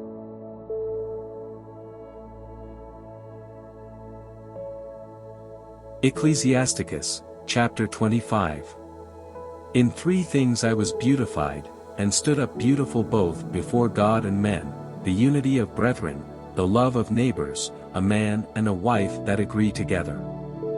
3 sorts of men my soul hateth, and I am greatly offended at their life, a poor man that is proud, a rich man that is a liar, and an old adulterer that doteth. If thou hast gathered nothing in thy youth, how canst thou find anything in thine age? Oh, how comely a thing is judgment for gray hairs, and for ancient men to know counsel. Oh, how comely is the wisdom of old men, and understanding and counsel to men of honor. Much experience is the crown of old men, and the fear of God is their glory. There be 9 things which I have judged in mine heart to be happy, and the 10th I will utter with my tongue, a man that hath joy of his children, and he that liveth to see the fall of his enemy. Well is him that dwelleth with a wife of understanding, and that hath not slipped with his tongue, and that hath not served a man more unworthy than himself. Well is him that hath found prudence, and he that speaketh in the ears of them that will hear. Oh, how great is he that findeth wisdom! Yet is there none above him that feareth the Lord. But the love of the Lord passeth all things for illumination, he that holdeth it, whereto shall he be likened? The fear of the Lord is the beginning of his love, and faith is the beginning of cleaving unto him. Give me any plague, but the plague of the heart, and any wickedness, but the wickedness of a woman. And any affliction, but the affliction from them that hate me, and any revenge, but the revenge of enemies. There is no head above the head of a serpent, and there is no wrath above the wrath of an enemy. I had rather dwell with a lion and a dragon, than to keep house with a wicked woman. The wickedness of a woman changeth her face, and darkeneth her countenance like sackcloth. Her husband shall sit among his neighbors, and when he heareth it shall sigh bitterly. All wickedness is but little to the wickedness of a woman, let the portion of a sinner fall upon her. As the climbing up a sandy way is to the feet of the aged, so is a wife full of words to a quiet man. Stumble not at the beauty of a woman, and desire her not for pleasure. A woman, if she maintain her husband, is full of anger, impudence, and much reproach. A wicked woman abatteth the courage, mocketh an heavy countenance and a wounded heart. A woman that will not comfort her husband in distress mocketh weak hands and feeble knees. Of the woman came the beginning of sin, and through her we all die. Give the water no passage, neither a wicked woman liberty to gad abroad. If she go not as thou wouldest have her, cut her off from thy flesh, and give her a bill of divorce, and let her go.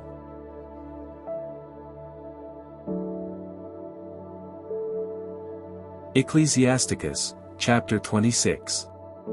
Blessed is the man that hath a virtuous wife, for the number of his days shall be double. A virtuous woman rejoiceth her husband, and he shall fulfill the years of his life in peace. A good wife is a good portion, which shall be given in the portion of them that fear the Lord. Whether a man be rich or poor, if he have a good heart toward the Lord, he shall at all times rejoice with a cheerful countenance. There be 3 things that mine heart feareth, and for the 4th I was sore afraid, the slander of a city, the gathering together of an unruly multitude, and a false accusation. All these are worse than death. But a grief of heart and sorrow is a woman that is jealous over another woman, and a scourge of the tongue which communicateth withal. An evil wife is a yoke shaken to and fro, he that hath hold of her is as though he held a scorpion. A drunken woman and a gaddier abroad causeth great anger, and she will not cover her own shame. The whoredom of a woman may be known in her haughty looks and eyelids. If thy daughter be shameless, keep her in straitly, lest she abuse herself through overmuch liberty. Watch over an impudent eye, and marvel not if she trespass against thee. She will open her mouth, as a thirsty traveler when he hath found a fountain, and drink of every water near her. By every hedge will she sit down, and open her quiver against every arrow. The grace of a wife delighteth her husband, and her discretion will fatten his bones. A silent and loving woman is a gift of the Lord, and there is nothing so much worth as a mind well instructed. A shamefaced and faithful woman is a double grace, and her continent mind cannot be valued.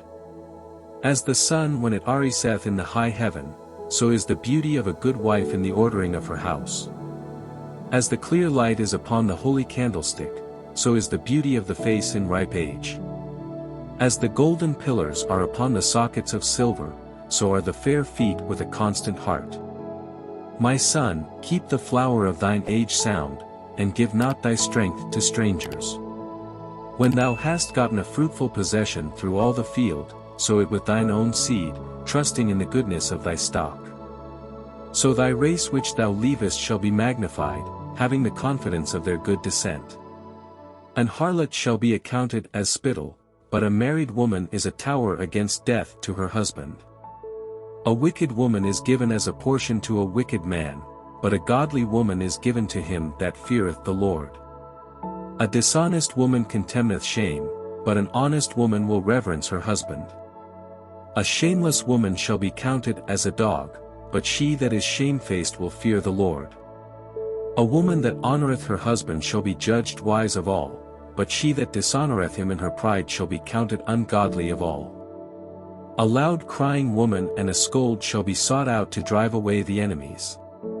There be two things that grieve my heart, and the third mocketh me angry, a man of war that suffereth poverty, and men of understanding that are not set by, and one that returneth from righteousness to sin, the Lord prepareth such an one for the sword. A merchant shall hardly keep himself from doing wrong, and an huckster shall not be freed from sin.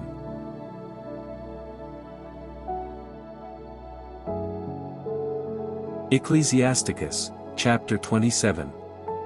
Many have sinned for a small matter, and he that seeketh for abundance will turn his eyes away.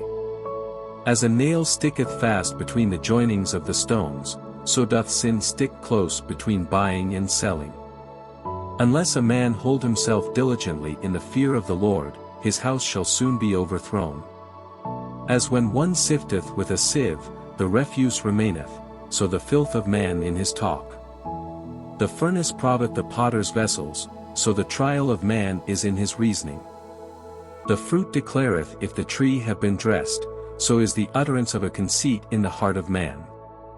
Praise no man before thou hearest him speak, for this is the trial of men. If thou followest righteousness, thou shalt obtain her, and put her on, as a glorious long robe. The birds will resort unto their like, so will truth return unto them that practice in her. As the lion lieth in wait for the prey, so sin for them that work iniquity. The discourse of a godly man is always with wisdom, but a fool changeth as the moon. If thou be among the indiscreet, observe the time, but be continually among men of understanding. The discourse of fools is irksome, and their sport is the wantonness of sin. The talk of him that sweareth much mocketh the hair stand upright, and their brawls make one stop his ears. The strife of the proud is bloodshedding, and their revilings are grievous to the ear. Whoso discovereth secrets loseth his credit, and shall never find friend to his mind. Love thy friend, and be faithful unto him, but if thou betrayest his secrets, follow no more after him. For as a man hath destroyed his enemy, so hast thou lost the love of thy neighbor. As one that letteth a bird go out of his hand, so hast thou let thy neighbor go, and shalt not get him again. Follow after him no more, for he is too far off, he is as a roe escaped out of the snare. As for a wound, it may be bound up, and after reviling there may be reconcilement, but he that betrayeth secrets is without hope. He that winketh with the eyes worketh evil, and he that knoweth him will depart from him. When thou art present, he will speak sweetly, and will admire thy words, but at the last he will writhe his mouth, and slander thy sayings. I have hated many things, but nothing like him, for the Lord will hate him. Whoso casteth a stone on high casteth it on his own head, and a deceitful stroke shall make wounds. Whoso diggeth a pit shall fall therein, and he that setteth a trap shall be taken therein. He that worketh mischief, it shall fall upon him, and he shall not know whence it cometh. Mockery and reproach are from the proud, but vengeance, as a lion, shall lie in wait for them. They that rejoice at the fall of the righteous shall be taken in the snare, and anguish shall consume them before they die. Malice and wrath, even these are abominations, and the sinful man shall have them both.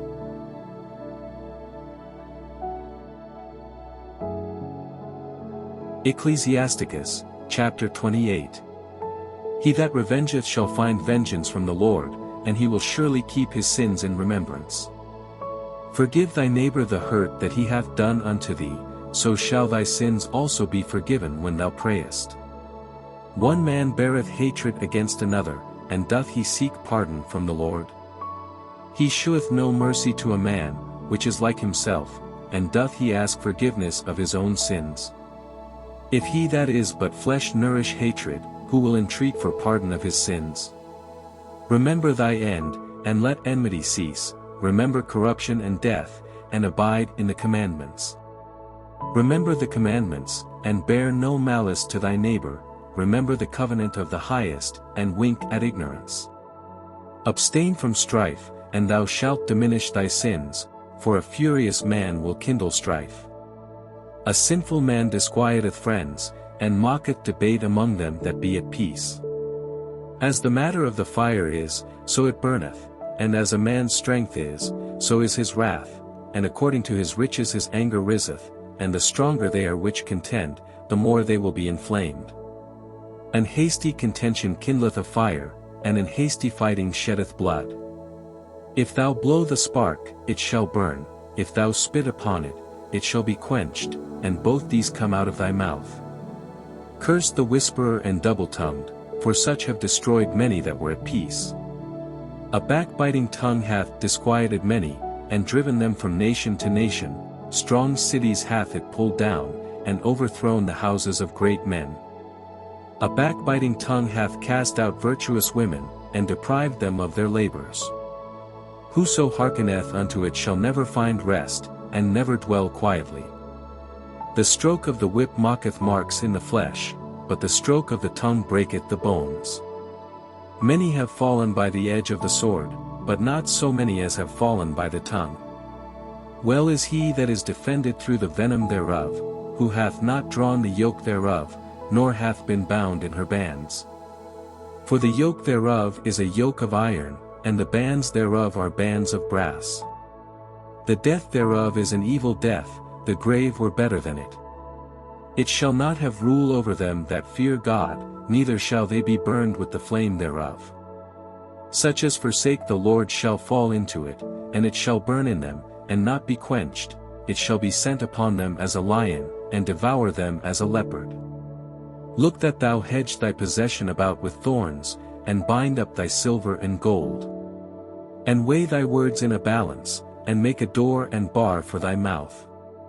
Beware thou slide not by it, lest thou fall before him that lieth in wait.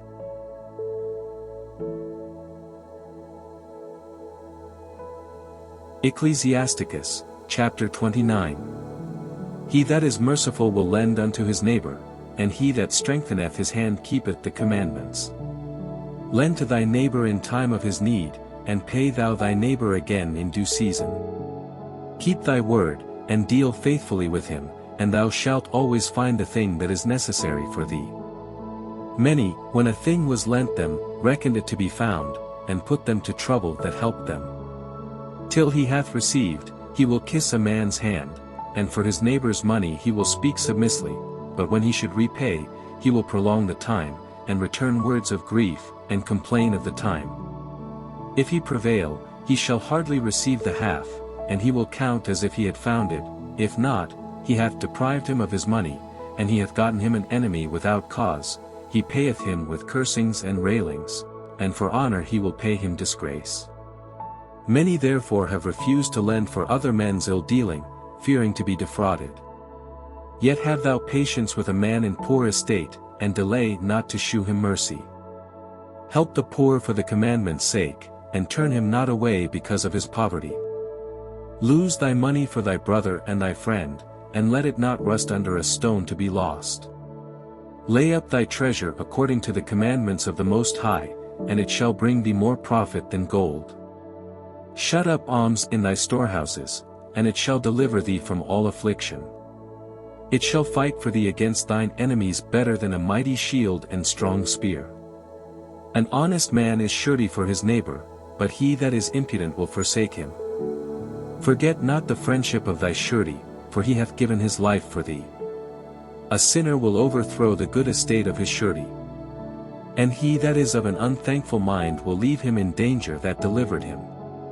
Suretyship hath undone many of good estate, and shaken them as a wave of the sea, mighty men hath it driven from their houses, so that they wandered among strange nations. A wicked man transgressing the commandments of the Lord shall fall into suretyship, and he that undertaketh and followeth other men's business for gain shall fall into suits. Help thy neighbor according to thy power, and beware that thou thyself fall not into the same. The chief thing for life is water, and bread, and clothing, and an house to cover shame. Better is the life of a poor man in a mean cottage, than delicate fare in another man's house. Be it little or much, hold thee contented, that thou hear not the reproach of thy house. For it is a miserable life to go from house to house, for where thou art a stranger, thou darest not open thy mouth. Thou shalt entertain, and feast, and have no thanks, moreover thou shalt hear bitter words. Come, thou stranger, and furnish a table, and feed me of that thou hast ready. Give place, thou stranger, to an honorable man, my brother cometh to be lodged, and I have need of mine house. These things are grievous to a man of understanding, the upbraiding of houseroom, and reproaching of the lender.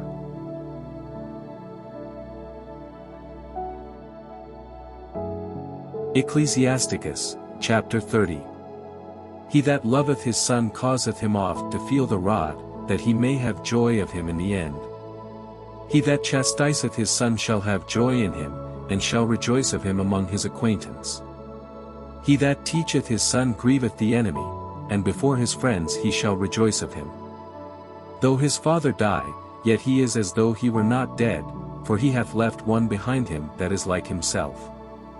While he lived, he saw and rejoiced in him, and when he died, he was not sorrowful. He left behind him an avenger against his enemies, and one that shall requite kindness to his friends. He that mocketh too much of his son shall bind up his wounds, and his bowels will be troubled at every cry. An horse not broken becometh headstrong, and a child left to himself will be wilful. Conquer thy child, and he shall make thee afraid, play with him, and he will bring thee to heaviness. Laugh not with him, lest thou have sorrow with him, and lest thou gnash thy teeth in the end. Give him no liberty in his youth, and wink not at his follies. Bow down his neck while he is young, and beat him on the sides while he is a child, lest he wax stubborn, and be disobedient unto thee, and so bring sorrow to thine heart. Chastise thy son, and hold him to labor, lest his lewd behavior be an offense unto thee. Better is the poor, being sound and strong of constitution, than a rich man that is afflicted in his body. Health and good estate of body are above all gold, and a strong body above infinite wealth. There is no riches above a sound body, and no joy above the joy of the heart. Death is better than a bitter life or continual sickness. Delicates poured upon a mouth shut up are as messes of meat set upon a grave. What good doeth the offering unto an idol? For neither can it eat nor smell, so is he that is persecuted of the Lord. He seeth with his eyes and groaneth, as an eunuch that embrasseth a virgin and sigheth. Give not over thy mind to heaviness, and afflict not thyself in thine own counsel. The gladness of the heart is the life of man, and the joyfulness of a man prolongeth his days. Love thine own soul, and comfort thy heart, remove sorrow far from thee, for sorrow hath killed many, and there is no profit therein. Envy and wrath shorten the life, and carefulness bringeth age before the time. A cheerful and good heart will have a care of his meat and diet.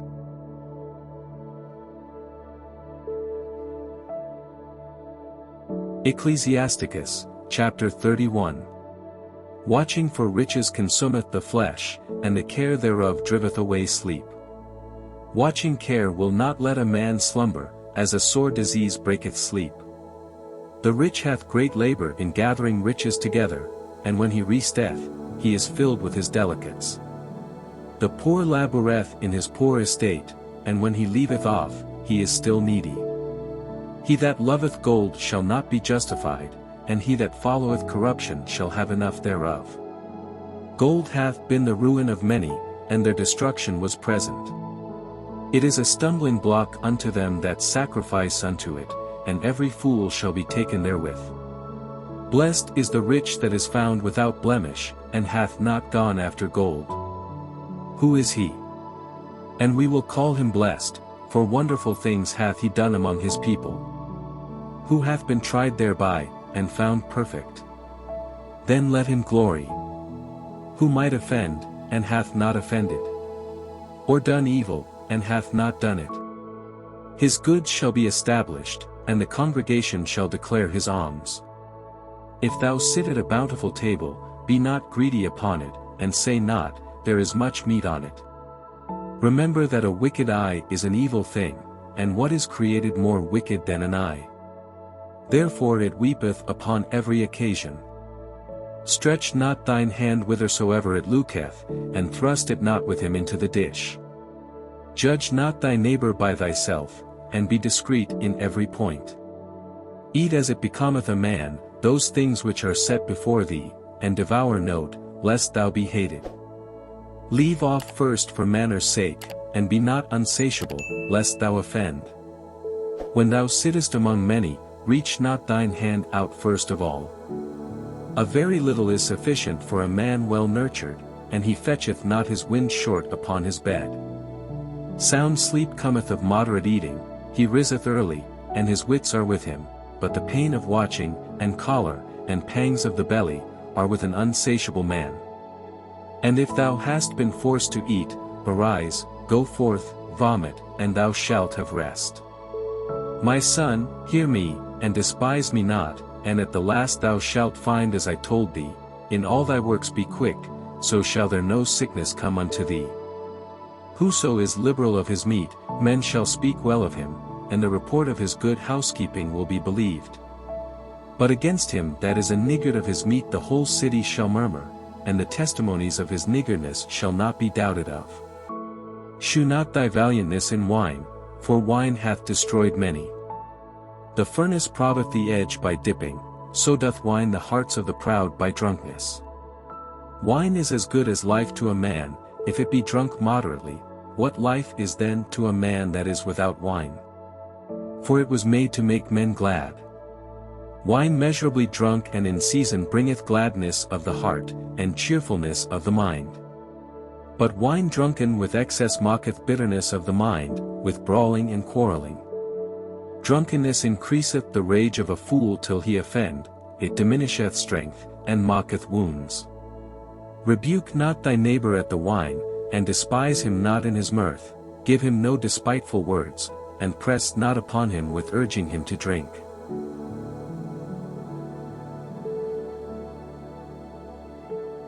Ecclesiasticus, chapter 32. If thou be made the master of a feast, lift not thyself up, but be among them as one of the rest, take diligent care for them, and so sit down. And when thou hast done all thy office, take thy place, that thou mayest be merry with them, and receive a crown for thy well-ordering of the feast. Speak, thou that art the elder, for it becometh thee, but with sound judgment, and hinder not music. Pour not out words where there is a musician, and shew not forth wisdom out of time. A concert of music in a banquet of wine is as a signet of carbuncle set in gold.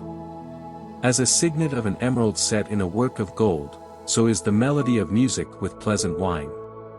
Speak, young man, if there be need of thee, and yet scarcely when thou art twice asked. Let thy speech be short, comprehending much in few words, be as one that knoweth and yet holdeth his tongue. If thou be among great men, make not thyself equal with them, and when ancient men are in place, use not many words. Before the thunder goeth lightning, and before a shamefaced man shall go favor. Rise up betimes, and be not the last, but get thee home without delay. There take thy pastime, and do what thou wilt, but sin not by proud speech. And for these things bless him that made thee, and hath replenished thee with his good things. Whoso feareth the Lord will receive his discipline, and they that seek him early shall find favor. He that seeketh the law shall be filled therewith, but the hypocrite will be offended thereat. They that fear the Lord shall find judgment, and shall kindle justice as a light. A sinful man will not be reproved, but findeth an excuse according to his will. A man of counsel will be considerate, but a strange and proud man is not daunted with fear, even when of himself he hath done without counsel. Do nothing without advice, and when thou hast once done, repent not. Go not in a way wherein thou mayest fall, and stumble not among the stones. Be not confident in a plain way. And beware of thine own children. In every good work trust thy own soul, for this is the keeping of the commandments. He that believeth in the Lord taketh heed to the commandment, and he that trusteth in him shall fare never the worse.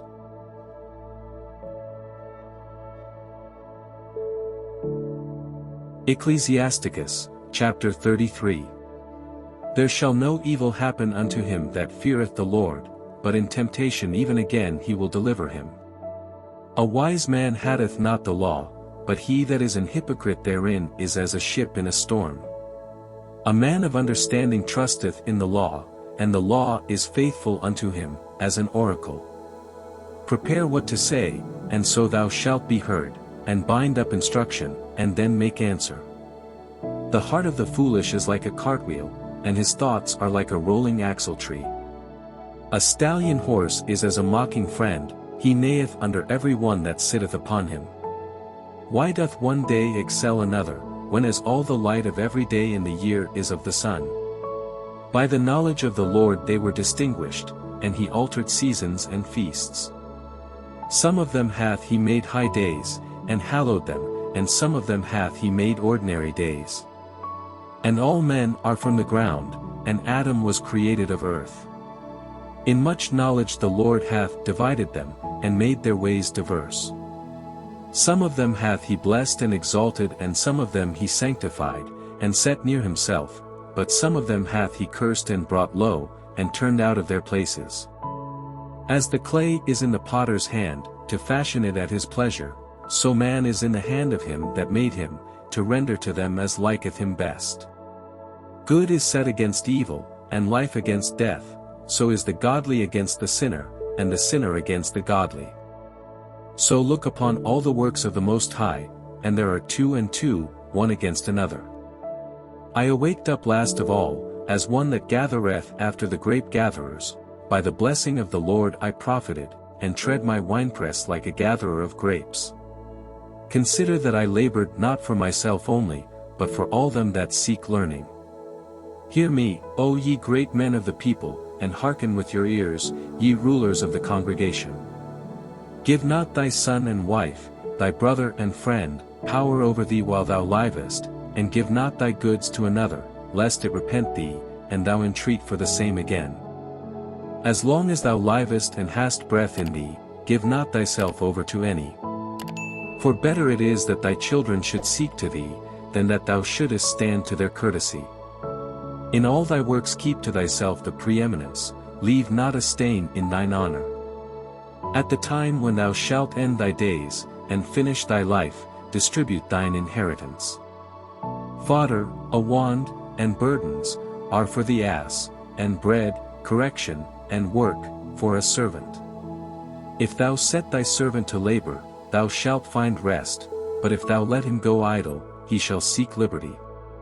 A yoke and a collar do bow the neck, so are tortures and torments for an evil servant. Send him to labor, that he be not idle, for idleness teacheth much evil. Set him to work, as is fit for him, if he be not obedient, put on more heavy fetters. But be not excessive toward any, and without discretion do nothing. If thou have a servant, let him be unto thee as thyself, because thou hast bought him with a price. If thou have a servant, entreat him as a brother, for thou hast need of him, as of thine own soul. If thou entreat him evil, and he run from thee, which way wilt thou go to seek him?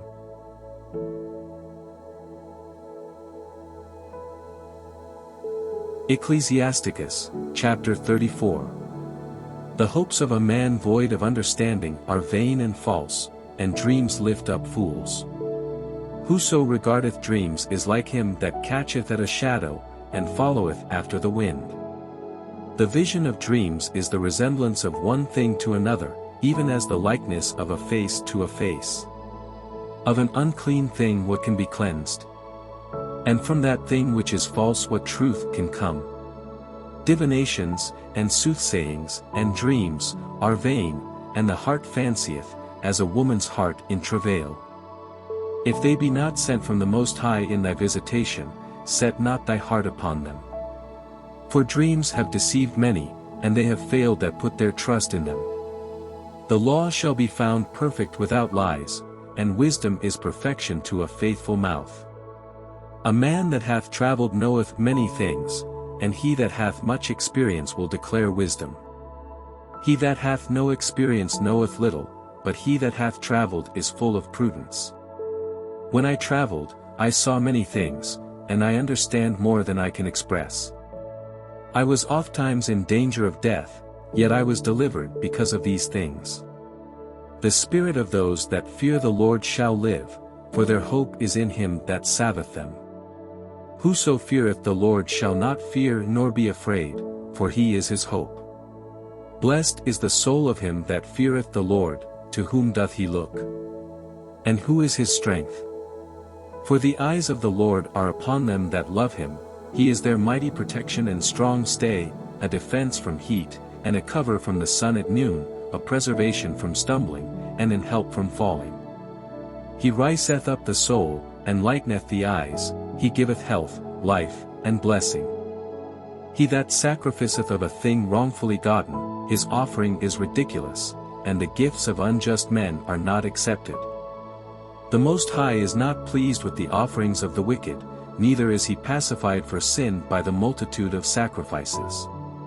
Whoso bringeth an offering of the goods of the poor doeth as one that killeth the son before his father's eyes. The bread of the needy is their life, he that defraudeth him thereof is a man of blood. He that taketh away his neighbour's living slayeth him, and he that defraudeth the labourer of his hire is a bloodshedder.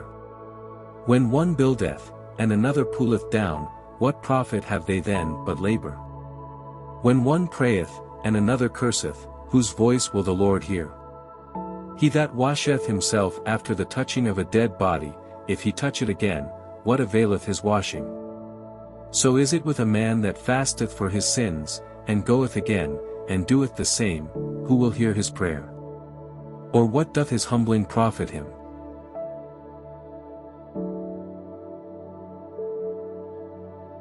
Ecclesiasticus, chapter 35.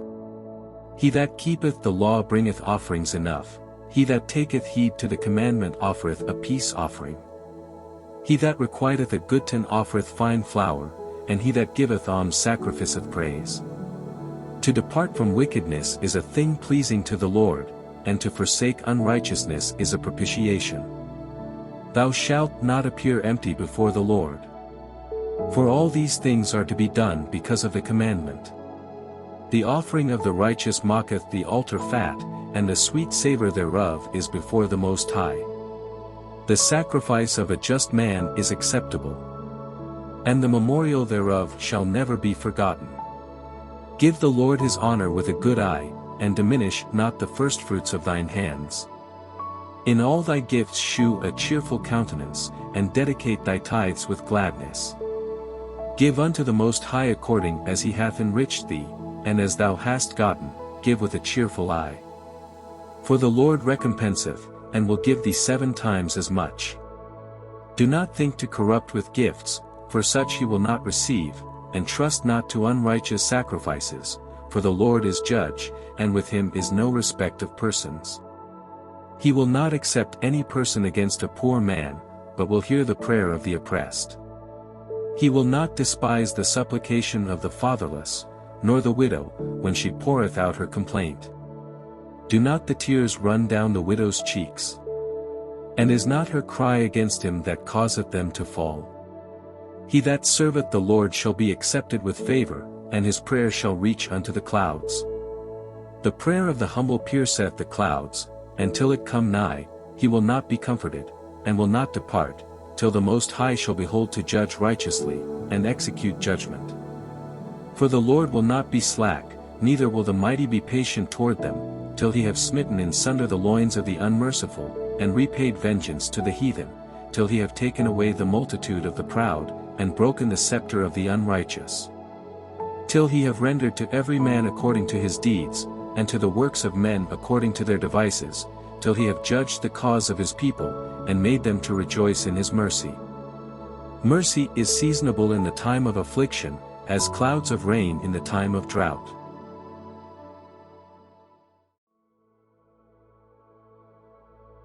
Ecclesiasticus, chapter 36.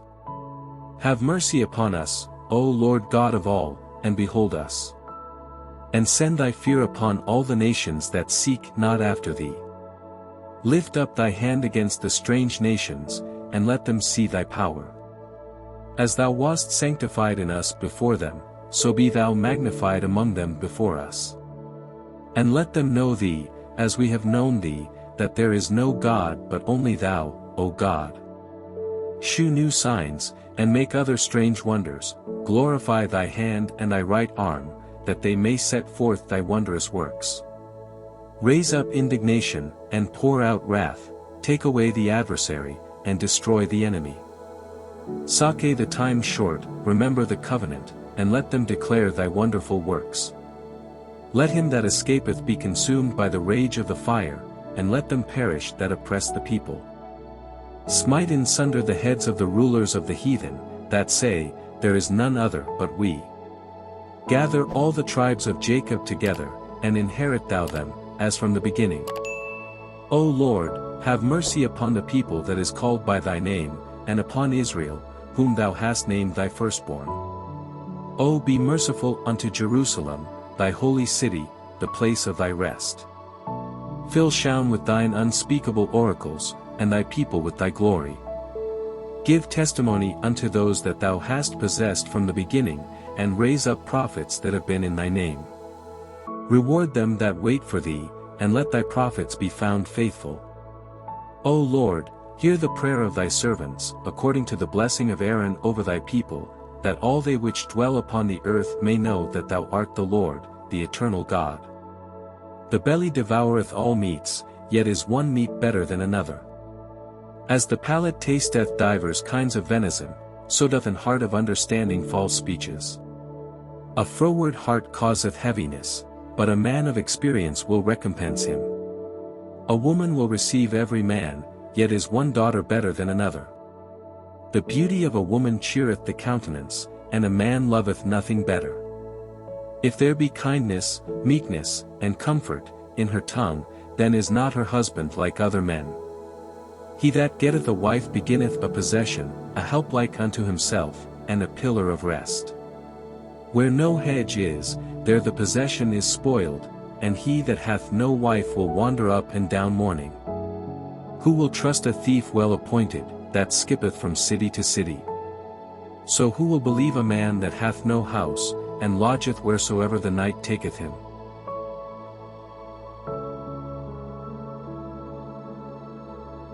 Ecclesiasticus, chapter 37.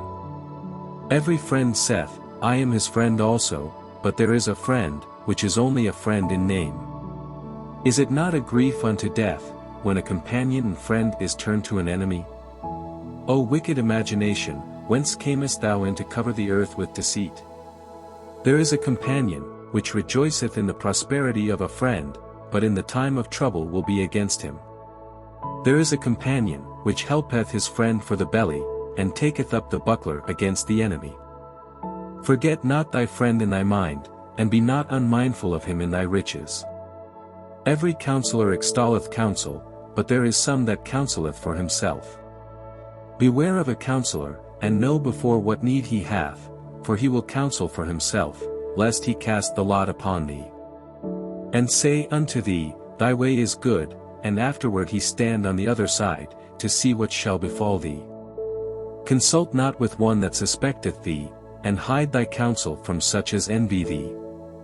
Neither consult with a woman touching her of whom she is jealous, neither with a coward in matters of war, nor with a merchant concerning exchange, nor with a buyer of selling, nor with an envious man of thankfulness, nor with an unmerciful man touching kindness, nor with the slothful for any work, nor with an hireling for a year of finishing work, nor with an idle servant of much business.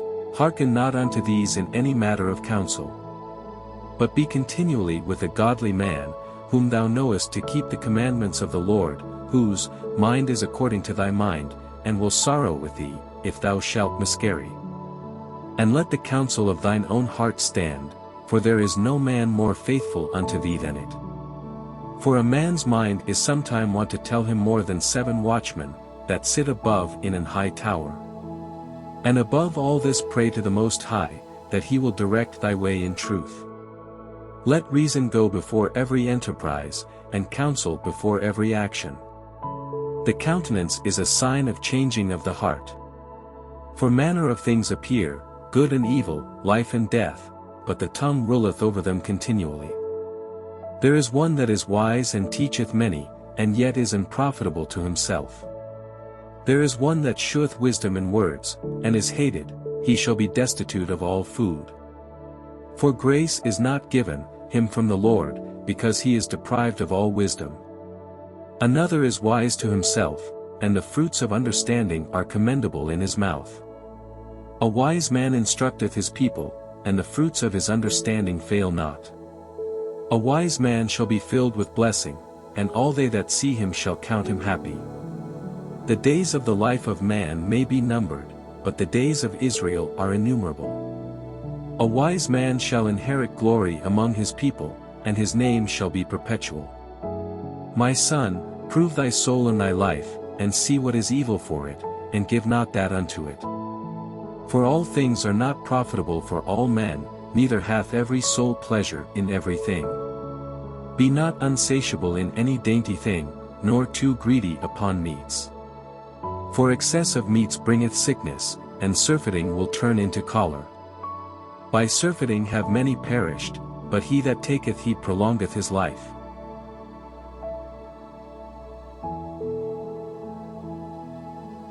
Ecclesiasticus, chapter 38. Honor a physician with the honor due unto him for the uses which ye may have of him, for the Lord hath created him. For of the Most High cometh healing, and he shall receive honor of the king. The skill of the physician shall lift up his head, and in the sight of great men he shall be in admiration. The Lord hath created medicines out of the earth, and he that is wise will not abhor them. Was not the water made sweet with wood, that the virtue thereof might be known? And he hath given men skill, that he might be honored in his marvelous works. With such doth he heal men, and taketh away their pains. Of such doth the apothecary make a confection, and of his works there is no end, and from him is peace over all the earth. My son, in thy sickness be not negligent, but pray unto the Lord, and he will make thee whole. Leave off from sin, and order thine hands aright, and cleanse thy heart from all wickedness. Give a sweet savour, and a memorial of fine flour, and make a fat offering, as not being. Then give place to the physician, for the Lord hath created him, let him not go from thee, for thou hast need of him. There is a time when in their hands there is good success. For they shall also pray unto the Lord, that he would prosper that, which they give for ease and remedy to prolong life. He that sinneth before his Maker, let him fall into the hand of the physician. My son, let tears fall down over the dead, and begin to lament, as if thou hadst suffered great harm thyself, and then cover his body according to the custom, and neglect not his burial. Weep bitterly, and make great moan, and use lamentation, as he is worthy, and that a day or two, lest thou be evil spoken of, and then comfort thyself for thy heaviness. For of heaviness cometh death, and the heaviness of the heart breaketh strength. In affliction also sorrow remaineth, and the life of the poor is the curse of the heart. Take no heaviness to heart, drive it away, and member the last end. Forget it not, for there is no turning again, thou shalt not do him good, but hurt thyself. Remember my judgment, for thine also shall be so, yesterday for me, and today for thee. When the dead is at rest, let his remembrance rest, and be comforted for him, when his spirit is departed from him. The wisdom of a learned man cometh by opportunity of leisure, and he that hath little business shall become wise. How can he get wisdom that holdeth the plough, and that glorieth in the goad, that driveth oxen, and is occupied in their labours, and whose talk is of bullocks? He giveth his mind to make furrows, and is diligent to give the kine fodder. So every carpenter and workmaster, that laboureth night and day, and they that cut and grave seals, and are diligent to make great variety, and give themselves to counterfeit imagery, and watch to finish a work. The smith also sitting by the anvil, and considering the iron work, the vapour of the fire wasteth his flesh, and he fighteth with the heat of the furnace, the noise of the hammer and the anvil is ever in his ears, and his eyes look still upon the pattern of the thing that he mocketh, he setteth his mind to finish his work, and watcheth to polish it perfectly. So doth the potter sitting at his work, and turning the wheel about with his feet, who is always carefully set at his work, and mocketh all his work by number. He fashioneth the clay with his arm, and boweth down his strength before his feet, he applieth himself to lead it over, and he is diligent to make clean the furnace. All these trust to their hands, and every one is wise in his work. Without these cannot a city be inhabited, and they shall not dwell where they will, nor go up and down. They shall not be sought for in public council, nor sit high in the congregation, they shall not sit on the judge's seat, nor understand the sentence of judgment, they cannot declare justice and judgment, and they shall not be found where parables are spoken. But they will maintain the state of the world, and all their desire is in the work of their craft.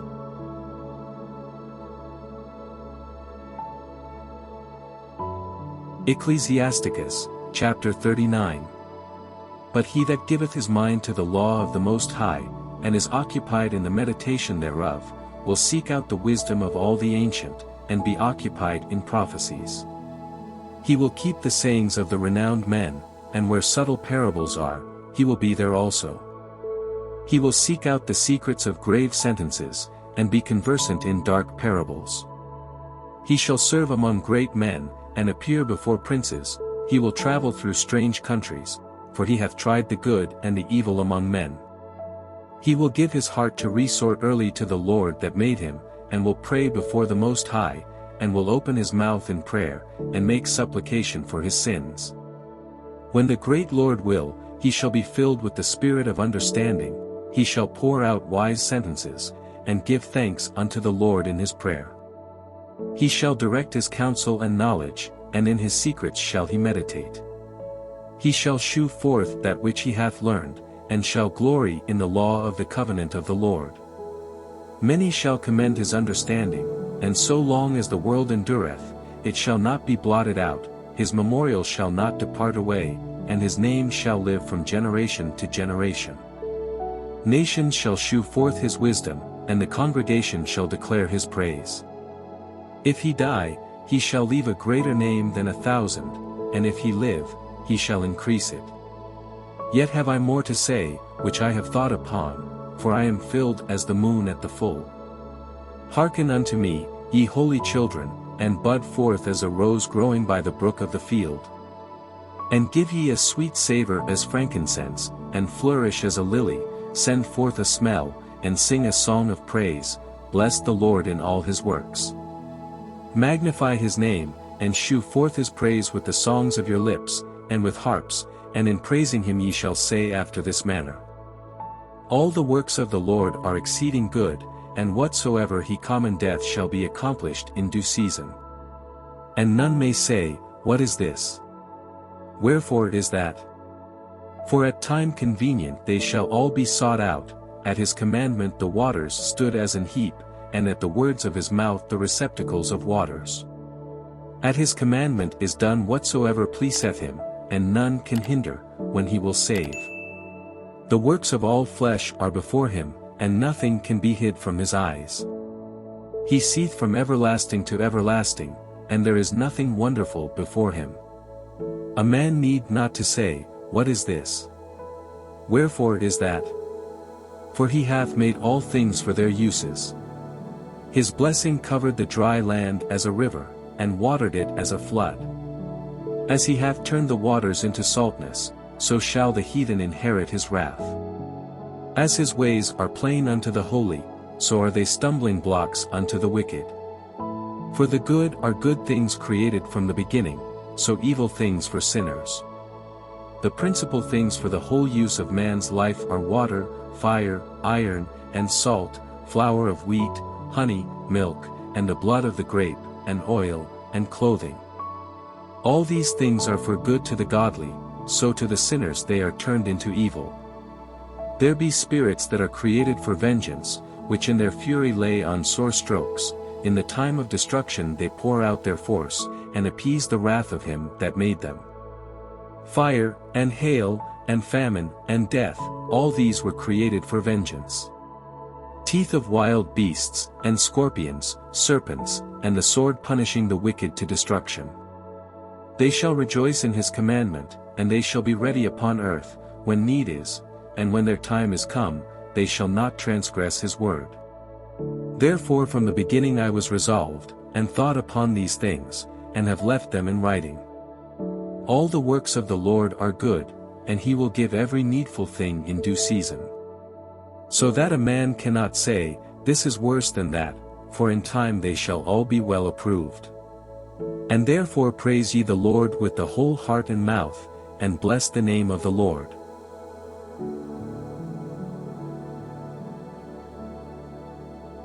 Ecclesiasticus, chapter 40. Great travail is created for every man, and an heavy yoke is upon the sons of Adam, from the day that they go out of their mother's womb, till the day that they return to the mother of all things. Their imagination of things to come, and the day of death, trouble their thoughts, and cause fear of heart.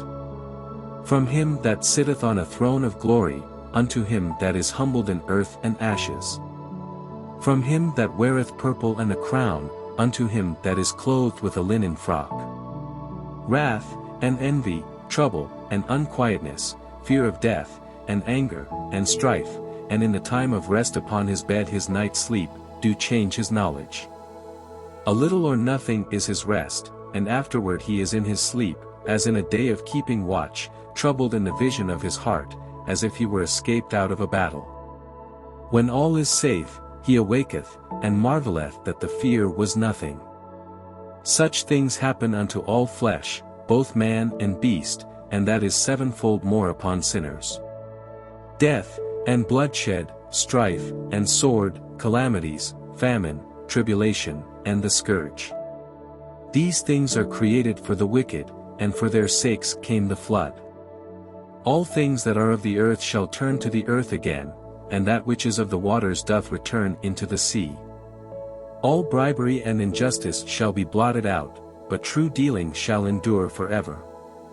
The goods of the unjust shall be dried up like a river, and shall vanish with noise, like a great thunder and rain.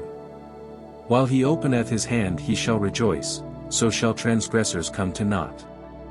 The children of the ungodly shall not bring forth many branches, but are as unclean roots upon a hard rock. The weed growing upon every water and bank of a river shall be pulled up before all grass. Bountifulness is as a most fruitful garden, and mercifulness endureth forever. To labor, and to be content with that a man hath, is a sweet life, but he that findeth a treasure is above them both. Children and the building of a city continue a man's name, but a blameless wife is counted above them both. Wine and music rejoice the heart, but the love of wisdom is above them both. The pipe and the psaltery make sweet melody, but a pleasant tongue is above them both. Thine eye desireth favor and beauty, but more than both corn while it is green. A friend and companion never meet amiss, but above both is a wife with her husband. Brethren and help are against time of trouble, but alms shall deliver more than them both. Gold and silver make the foot stand sure, but counsel is esteemed above them both. Riches and strength lift up the heart, but the fear of the Lord is above them both. There is no want in the fear of the Lord, and it needeth not to seek help. The fear of the Lord is a fruitful garden, and covereth him above all glory. My son, lead not a beggar's life, for better it is to die than to beg. The life of him that dependeth on another man's table is not to be counted for a life, for he polluteth himself with other men's meat, but a wise man well nurtured will beware thereof. Begging is sweet in the mouth of the shameless, but in his belly there shall burn a fire.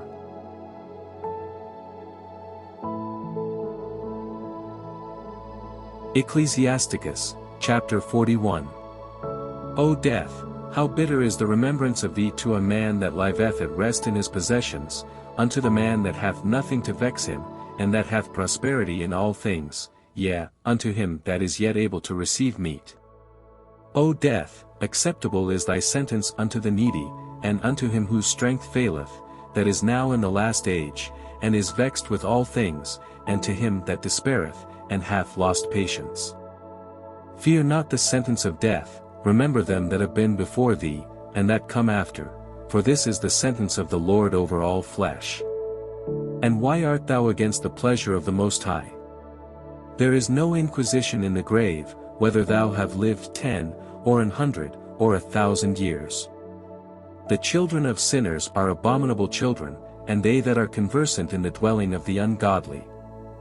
The inheritance of sinners' children shall perish, and their posterity shall have a perpetual reproach. The children will complain of an ungodly father, because they shall be reproached for his sake. Woe be unto you, ungodly men, which have forsaken the law of the Most High God. For if ye increase, it shall be to your destruction. And if ye be born, ye shall be born to a curse, and if ye die, a curse shall be your portion. All that are of the earth shall turn to earth again, so the ungodly shall go from a curse to destruction.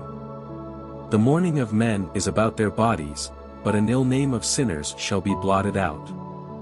Have regard to thy name, for that shall continue with thee above 1,000 great treasures of gold. A good life hath but few days, but a good name endureth forever. My children, keep discipline in peace, for wisdom that is hid, and a treasure that is not seen, what profit is in them both? A man that hideth his foolishness is better than a man that hideth his wisdom. Therefore be shamefaced according to my word, for it is not good to retain all shamefacedness, neither is it altogether approved in everything. Be ashamed of whoredom before father and mother, and of a lie before a prince and a mighty man.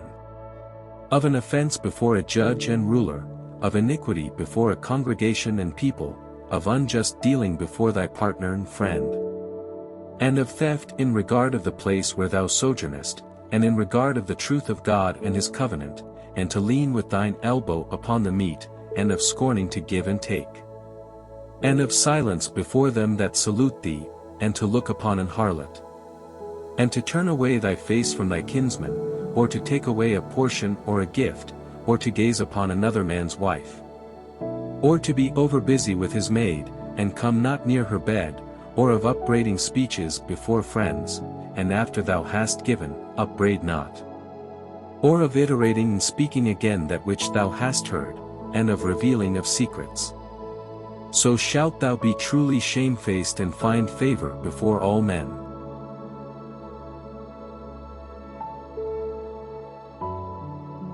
Ecclesiasticus, chapter 42. Of these things be not thou ashamed, and accept no person to sin thereby. Of the law of the Most High, and his covenant, and of judgment to justify the ungodly. Of reckoning with thy partners and travelers, or of the gift of the heritage of friends. Of exactness of balance and weights, or of getting much or little. And of merchants indifferent selling, of much correction of children, and to make the side of an evil servant to bleed. Sure keeping is good, where an evil wife is, and shut up, where many hands are. Deliver all things in number and weight, and put all in writing that thou givest out, or receivest in. Be not ashamed to inform the unwise and foolish, and the extreme age that contendeth with those that are young, thus shalt thou be truly learned, and approved of all men living. The father waketh for the daughter, when no man knoweth, and the care for her taketh away sleep, when she is young, lest she pass away the flower of her age, and being married, lest she should be hated. In her virginity, lest she should be defiled and gotten with child in her father's house, and having an husband, lest she should misbehave herself, and when she is married, lest she should be barren. Keep a sure watch over a shameless daughter, lest she make thee a laughingstock to thine enemies, and a byword in the city, and a reproach among the people, and make thee ashamed before the multitude. Behold not every body's beauty, and sit not in the midst of women. For from garments cometh a moth, and from women wickedness. Better is the churlishness of a man than a courteous woman, I say, which bringeth shame and reproach. I will now remember the works of the Lord, and declare the things that I have seen. In the words of the Lord are his works. The sun that giveth light looketh upon all things, and the work thereof is full of the glory of the Lord. The Lord hath not given power to the saints to declare all his marvelous works, which the Almighty Lord firmly settled, that whatsoever is might be established for his glory. He seeketh out the deep, and the heart, and considereth their crafty devices, for the Lord knoweth all that may be known, and he beholdeth the signs of the world. He declareth the things that are past, and for to come, and revealeth the steps of hidden things. No thought escapeth him, neither any word is hidden from him. He hath garnished the excellent works of his wisdom, and he is from everlasting to everlasting. Unto him may nothing be added, neither can he be diminished, and he hath no need of any counselor. Oh, how desirable are all his works! And that a man may see even to a spark. All these things live and remain forever for all uses, and they are all obedient. All things are double one against another, and he hath made nothing imperfect. One thing establisheth the good or another, and who shall be filled with beholding his glory?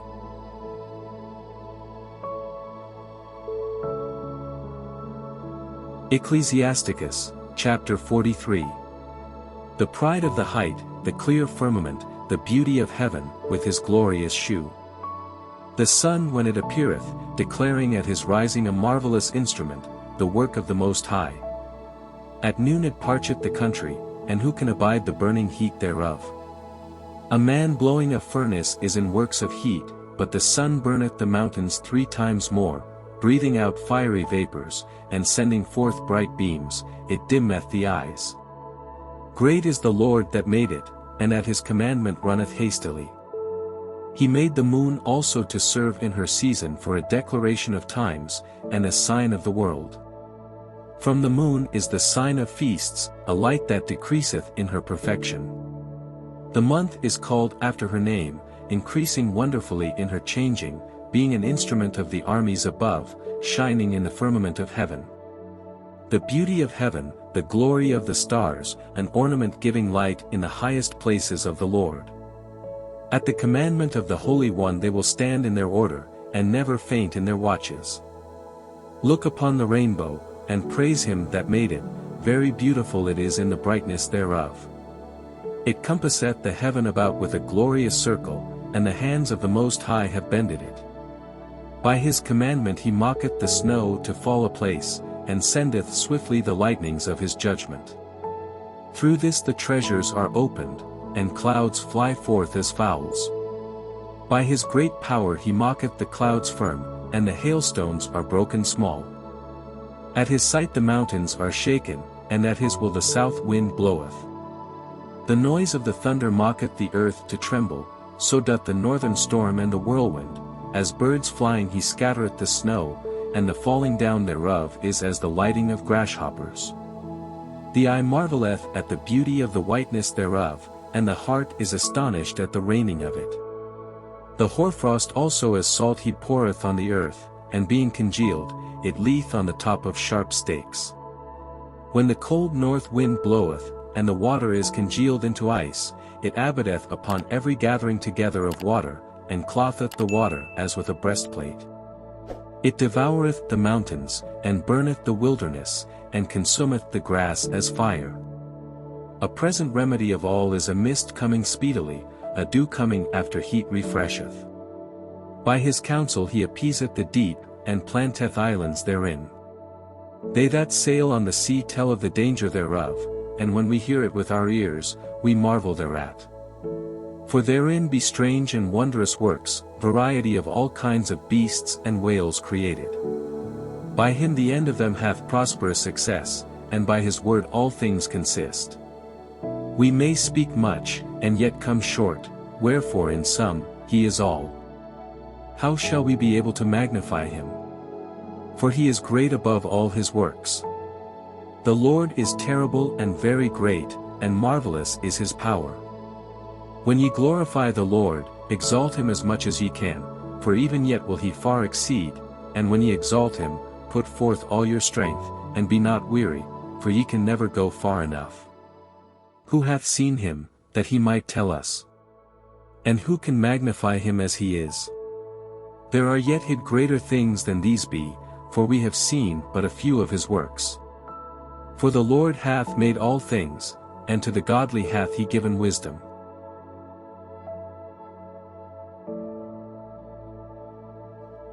Ecclesiasticus, chapter 44. Let us now praise famous men, and our fathers that begot us. The Lord hath wrought great glory by them through his great power from the beginning. Such as did bear rule in their kingdoms, men renowned for their power, giving counsel by their understanding, and declaring prophecies. Leaders of the people by their counsels, and by their knowledge of learning meet for the people, wise and eloquent are their instructions. Such as found out musical tunes, and recited verses in writing. Rich men furnished with ability, living peaceably in their habitations. All these were honored in their generations, and were the glory of their times. There be of them, that have left a name behind them, that their praises might be reported. And some there be, which have no memorial, who are perished, as though they had never been, and are become as though they had never been born, and their children after them. But these were merciful men, whose righteousness hath not been forgotten. With their seed shall continually remain a good inheritance, and their children are within the covenant. Their seed standeth fast, and their children for their sakes. Their seed shall remain forever, and their glory shall not be blotted out. Their bodies are buried in peace, but their name liveth forevermore. The people will tell of their wisdom, and the congregation will shew forth their praise. Enoch pleased the Lord, and was translated, being an example of repentance to all generations. Noah was found perfect and righteous, in the time of wrath he was taken in exchange for the world, therefore was he left as a remnant unto the earth, when the flood came. An everlasting covenant was made with him, that all flesh should perish no more by the flood. Abraham was a great father of many people, in glory was there none like unto him. Who kept the law of the Most High, and was in covenant with him, he established the covenant in his flesh, and when he was proved, he was found faithful. Therefore he assured him by an oath, that he would bless the nations in his seed, and that he would multiply him as the dust of the earth, and exalt his seed as the stars, and cause them to inherit from sea to sea, and from the river unto the utmost part of the land. With Isaac did he establish likewise for Abraham his father's sake the blessing of all men, and the covenant, and made it rest upon the head of Jacob. He acknowledged him in his blessing, and gave him an heritage, and divided his portions, among the 12 tribes did he part them.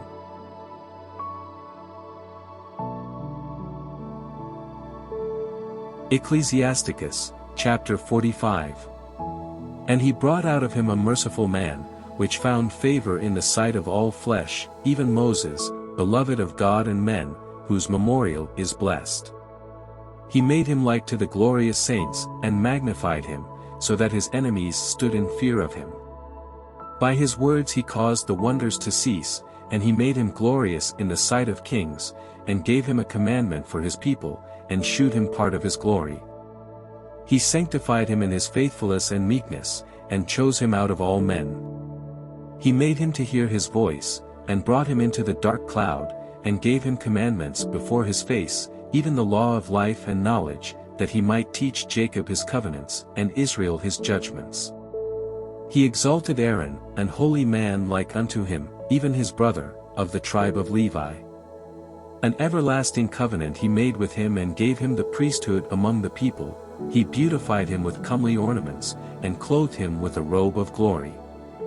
He put upon him perfect glory, and strengthened him with rich garments, with breeches, with a long robe, and the ephod. And he compassed him with pomegranates, and with many golden bells round about, that as he went there might be a sound, and a noise made that might be heard in the temple, for a memorial to the children of his people. With an holy garment, with gold, and blue silk, and purple, the work of the embroiderer, with a breastplate of judgment, and with Urim and Thummim. With twisted scarlet, the work of the cunning workman, with precious stones graven like seals, and set in gold, the work of the jeweler, with a writing engraved for a memorial, after the number of the tribes of Israel. He set a crown of gold upon the mitre, wherein was engraved holiness, an ornament of honor, a costly work, the desires of the eyes, goodly and beautiful. Before him there were none such, neither did ever any stranger put them on, but only his children and his children's children perpetually. Their sacrifices shall be wholly consumed every day twice continually. Moses consecrated him, and anointed him with holy oil. This was appointed unto him by an everlasting covenant, and to his seed, so long as the heavens should remain, that they should minister unto him, and execute the office of the priesthood, and bless the people in his name. He chose him out of all men living to offer sacrifices to the Lord, incense, and a sweet savor, for a memorial, to make reconciliation for his people. He gave unto him his commandments, and authority in the statutes of judgments, that he should teach Jacob the testimonies, and inform Israel in his laws. Strangers conspired together against him, and maligned him in the wilderness, even the men that were of Dathan's and Abiram's side, and the congregation of Kor, with fury and wrath. This the Lord saw, and it displeased him, and in his wrathful indignation were they consumed. He did wonders upon them, to consume them with the fiery flame. But he made Aaron more honorable, and gave him an heritage, and divided unto him the firstfruits of the increase, especially he prepared bread in abundance. For they eat of the sacrifices of the Lord, which he gave unto him and his seed. Howbeit in the land of the people he had no inheritance, neither had he any portion among the people, for the Lord himself is his portion and inheritance. The third in glory is Phinehas the son of Eleazar, because he had zeal in the fear of the Lord, and stood up with good courage of heart, when the people were turned back, and made reconciliation for Israel. Therefore was there a covenant of peace made with him, that he should be the chief of the sanctuary and of his people, and that he and his posterity should have the dignity of the priesthood forever. According to the covenant made with David son of Jesse, of the tribe of Judah, that the inheritance of the king should be to his posterity alone, so the inheritance of Aaron should also be unto his seed. God give you wisdom in your heart to judge his people in righteousness, that their good things be not abolished, and that their glory may endure forever.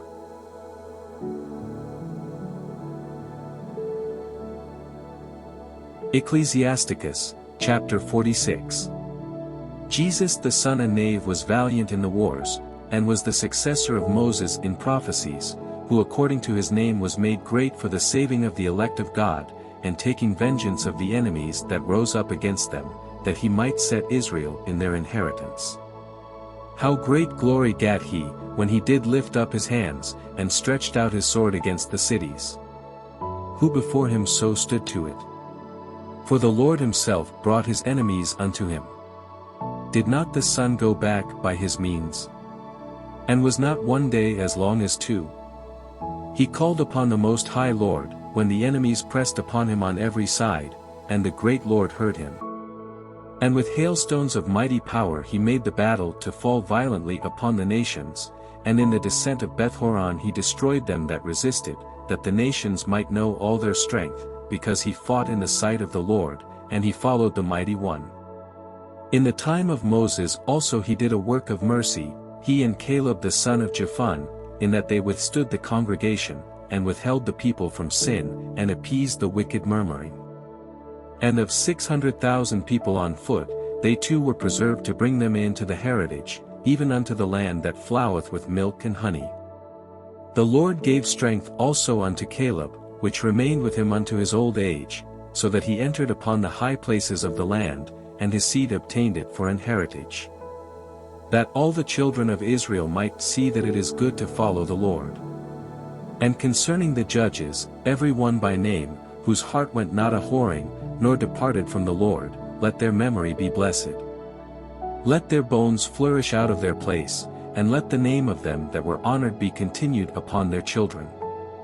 Samuel, the prophet of the Lord, beloved of his Lord, established a kingdom, and anointed princes over his people. By the law of the Lord he judged the congregation, and the Lord had respect unto Jacob.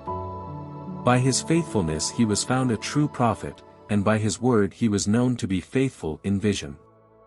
He called upon the mighty Lord, when his enemies pressed upon him on every side, when he offered the sucking lamb. And the Lord thundered from heaven, and with a great noise made his voice to be heard. And he destroyed the rulers of the Tyrians, and all the princes cf the Philistines. And before his long sleep he made protestations in the sight of the Lord and his anointed, I have not taken any man's goods, so much as a shoe, and no man did accuse him. And after his death he prophesied, and shewed the king his end, and lifted up his voice from the earth in prophecy, to blot out the wickedness of the people.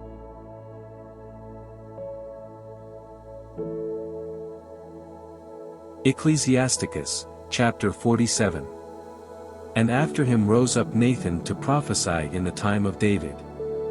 As is the fat taken away from the peace offering, so was David chosen out of the children of Israel. He played with lions as with kids, and with bears as with lambs.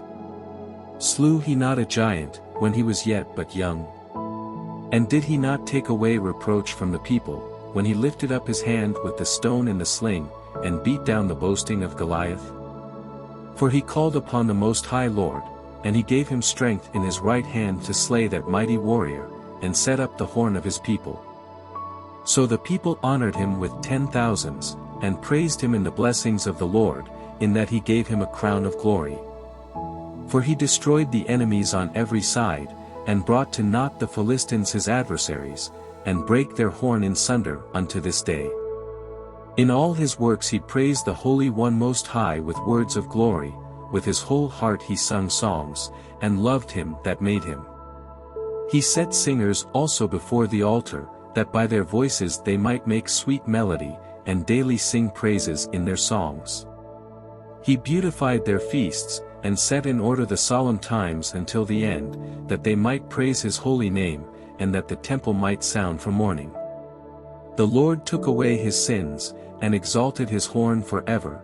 He gave him a covenant of kings, and a throne of glory in Israel. After him rose up a wise son, and for his sake he dwelt at large. Solomon reigned in a peaceable time, and was honored, for God made all quiet round about him, that he might build an house in his name, and prepare his sanctuary forever. How wise wast thou in thy youth and, as a flood, filled with understanding. Thy soul covered the whole earth, and thou filledst it with dark parables. Thy name went far unto the islands, and for thy peace thou wast beloved. The countries marveled at thee for thy songs, and proverbs, and parables, and interpretations. By the name of the Lord God, which is called the Lord God of Israel, thou didst gather gold as tin and didst multiply silver as lead. Thou didst bow thy loins unto women, and by thy body thou wast brought into subjection. Thou didst stain thy honor, and pollute thy seed, so that thou broughtest wrath upon thy children, and wast grieved for thy folly. So the kingdom was divided, and out of Ephraim ruled a rebellious kingdom. But the Lord will never leave off his mercy, neither shall any of his works perish, neither will he abolish the posterity of his elect, and the seed of him that loveth him he will not take away, wherefore he gave a remnant unto Jacob, and out of him a root unto David. Thus rested Solomon with his fathers, and of his seed he left behind him Rehoboam, even the foolishness of the people, and one that had no understanding, who turned away the people through his counsel. There was also Jeroboam the son of Nebat, who caused Israel to sin, and shewed Ephraim the way of sin. And their sins were multiplied exceedingly, that they were driven out of the land. For they sought out all wickedness, till the vengeance came upon them.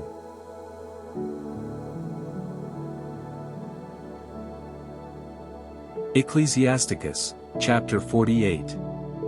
Then stood up Elias the prophet as fire, and his word burned like a lamp. He brought a sore famine upon them, and by his zeal he diminished their number. By the word of the Lord he shut up the heaven, and also 3 times brought down fire. O Elias, how wast thou honored in thy wondrous deeds! And who may glory like unto thee? Who didst raise up a dead man from death, and his soul from the place of the dead, by the word of the Most High? Who broughtest kings to destruction, and honorable men from their bed? Who heardest the rebuke of the Lord in Sinai, and in Horeb the judgment of vengeance?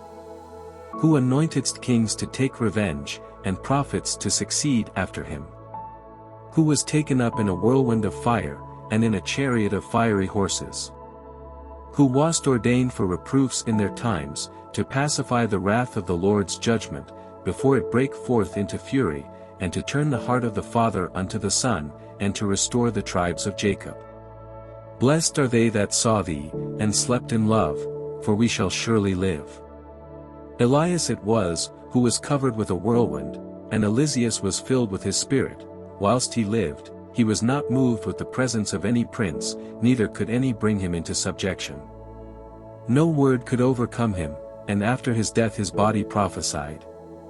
He did wonders in his life, and at his death were his works marvelous.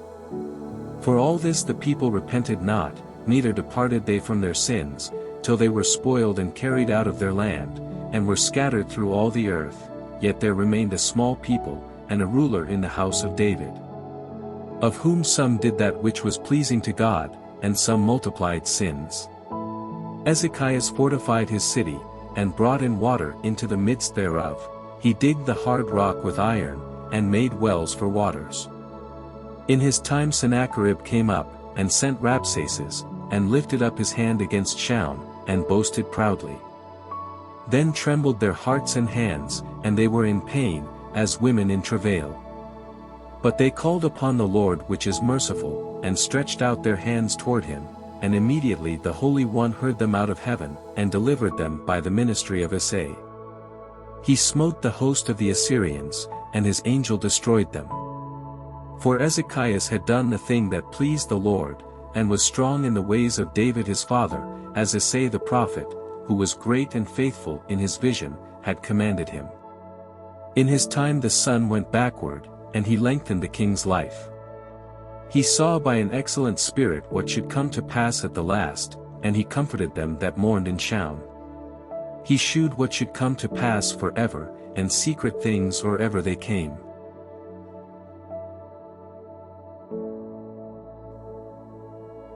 Ecclesiasticus, chapter 49.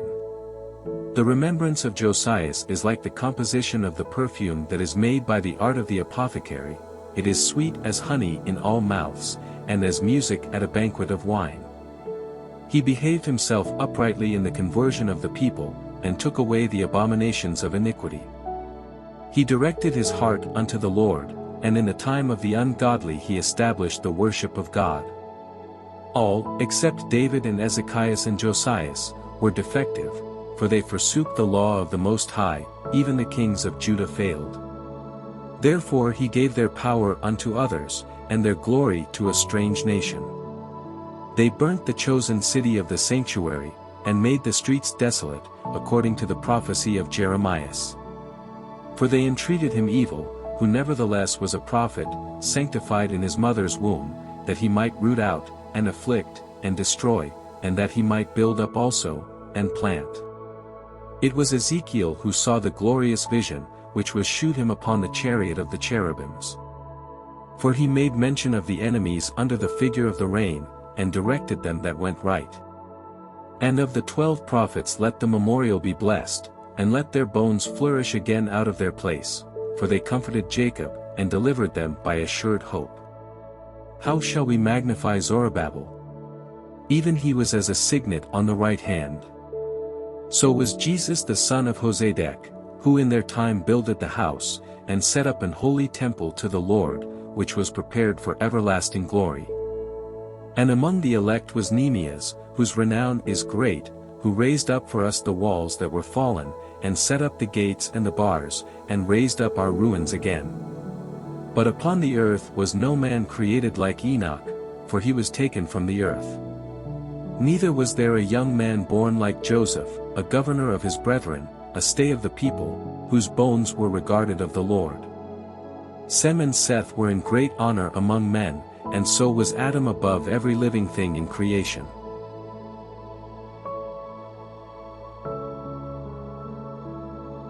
Ecclesiasticus, chapter 50. Simon the high priest, the son of Onias, who in his life repaired the house again, and in his days fortified the temple. And by him was built from the foundation the double height, the high fortress of the wall about the temple. In his days the cistern to receive water, being in compass as the sea, was covered with plates of brass. He took care of the temple that it should not fall, and fortified the city against besieging. How was he honored in the midst of the people in his coming out of the sanctuary? He was as the morning star in the midst of a cloud, and as the moon at the full. As the sun shining upon the temple of the Most High, and as the rainbow giving light in the bright clouds. And as the flower of roses in the spring of the year, as lilies by the rivers of waters, and as the branches of the frankincense tree in the time of summer. As fire and incense in the censer, and as a vessel of beaten gold set with all manner of precious stones. And as a fair olive tree budding forth fruit, and as a cypress tree which groweth up to the clouds. When he put on the robe of honor, and was clothed with the perfection of glory, when he went up to the holy altar, he made the garment of holiness honorable. When he took the portions out of the priest's hands, he himself stood by the hearth of the altar, compassed about, as a young cedar in Libanus, and as palm trees compassed they him round about. So were all the sons of Aaron in their glory, and the oblations of the Lord in their hands, before all the congregation of Israel. And finishing the service at the altar, that he might adorn the offering of the Most High Almighty. He stretched out his hand to the cup, and poured of the blood of the grape, he poured out at the foot of the altar a sweet-smelling savor unto the Most High King of all. Then shouted the sons of Aaron, and sounded the silver trumpets, and made a great noise to be heard, for a remembrance before the Most High. Then all the people together hasted, and fell down to the earth upon their faces to worship their Lord God Almighty, the Most High. The singers also sang praises with their voices, with great variety of sounds was there made sweet melody. And the people besought the Lord, the Most High, by prayer before him that is merciful, till the solemnity of the Lord was ended, and they had finished his service.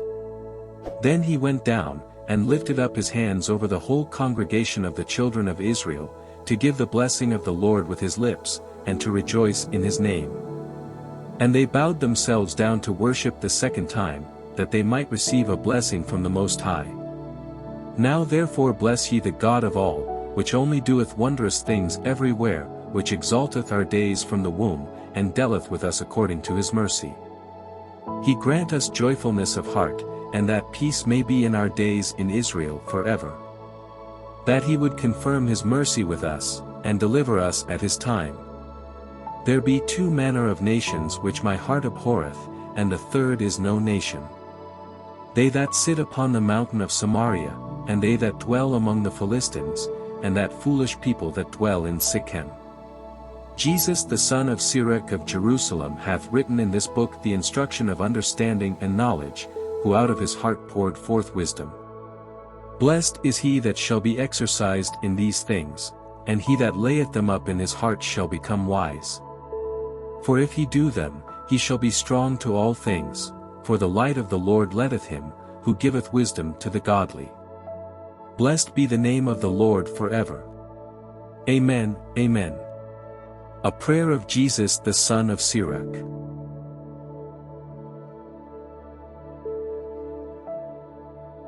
Ecclesiasticus, chapter 51. I will thank thee, O Lord and King, and praise thee, O God my Saviour, I do give praise unto thy name. For thou art my defender and helper, and hast preserved my body from destruction, and from the snare of the slanderous tongue, and from the lips that forge lies, and hast been mine helper against mine adversaries. And hast delivered me, according to the multitude of thy mercies and greatness of thy name, from the teeth of them that were ready to devour me, and out of the hands of such as sought after my life, and from the manifold afflictions which I had. From the choking of fire on every side, and from the midst of the fire which I kindled not. From the depth of the belly of hell, from an unclean tongue, and from lying words. By an accusation to the king from an unrighteous tongue my soul drew near even unto death, my life was near to the hell beneath. They compassed me on every side, and there was no man to help me. I looked for the succor of men, but there was none. Then thought I upon thy mercy, O Lord, and upon thy acts of old, how thou deliverest such as wait for thee, and savest them out of the hands of the enemies. Then lifted I up my supplications from the earth, and prayed for deliverance from death. I called upon the Lord, the Father of my Lord, that he would not leave me in the days of my trouble, and in the time of the proud, when there was no help. I will praise thy name continually, and will sing praises with thanksgiving, and so my prayer was heard. For thou savedst me from destruction, and deliveredst me from the evil time, therefore will I give thanks, and praise thee, and bless thy name, O Lord. When I was yet young, or ever I went abroad, I desired wisdom openly in my prayer. I prayed for her before the temple, and will seek her out even to the end. Even from the flower till the grape was ripe hath my heart delighted in her, my foot went the right way, from my youth up sought I after her. I bowed down mine ear a little, and received her, and gat much learning. I profited therein, therefore will I ascribe glory unto him that giveth me wisdom. For I purpose to do after her, and earnestly I follow that which is good, so shall I not be confounded. My soul hath wrestled with her, and in my doings I was exact, I stretched forth my hands to the heaven above, and bewailed my ignorances of her. I directed my soul unto her, and I found her in pureness, I have had my heart joined with her from the beginning, therefore shall I not be forsaken. My heart was troubled in seeking her, therefore have I gotten a good possession. The Lord hath given me a tongue for my reward, and I will praise him therewith. Draw near unto me, ye unlearned, and dwell in the house of learning. Wherefore are ye slow, and what say ye to these things, seeing your souls are very thirsty? I opened my mouth, and said, Buy her for yourselves without money. Put your neck under the yoke, and let your soul receive instruction, she is hard at hand to find. Behold with your eyes, how that I have but little labor, and have gotten unto me much rest. Get learning with a great sum of money, and get much gold by her. Let your soul rejoice in his mercy, and be not ashamed of his praise.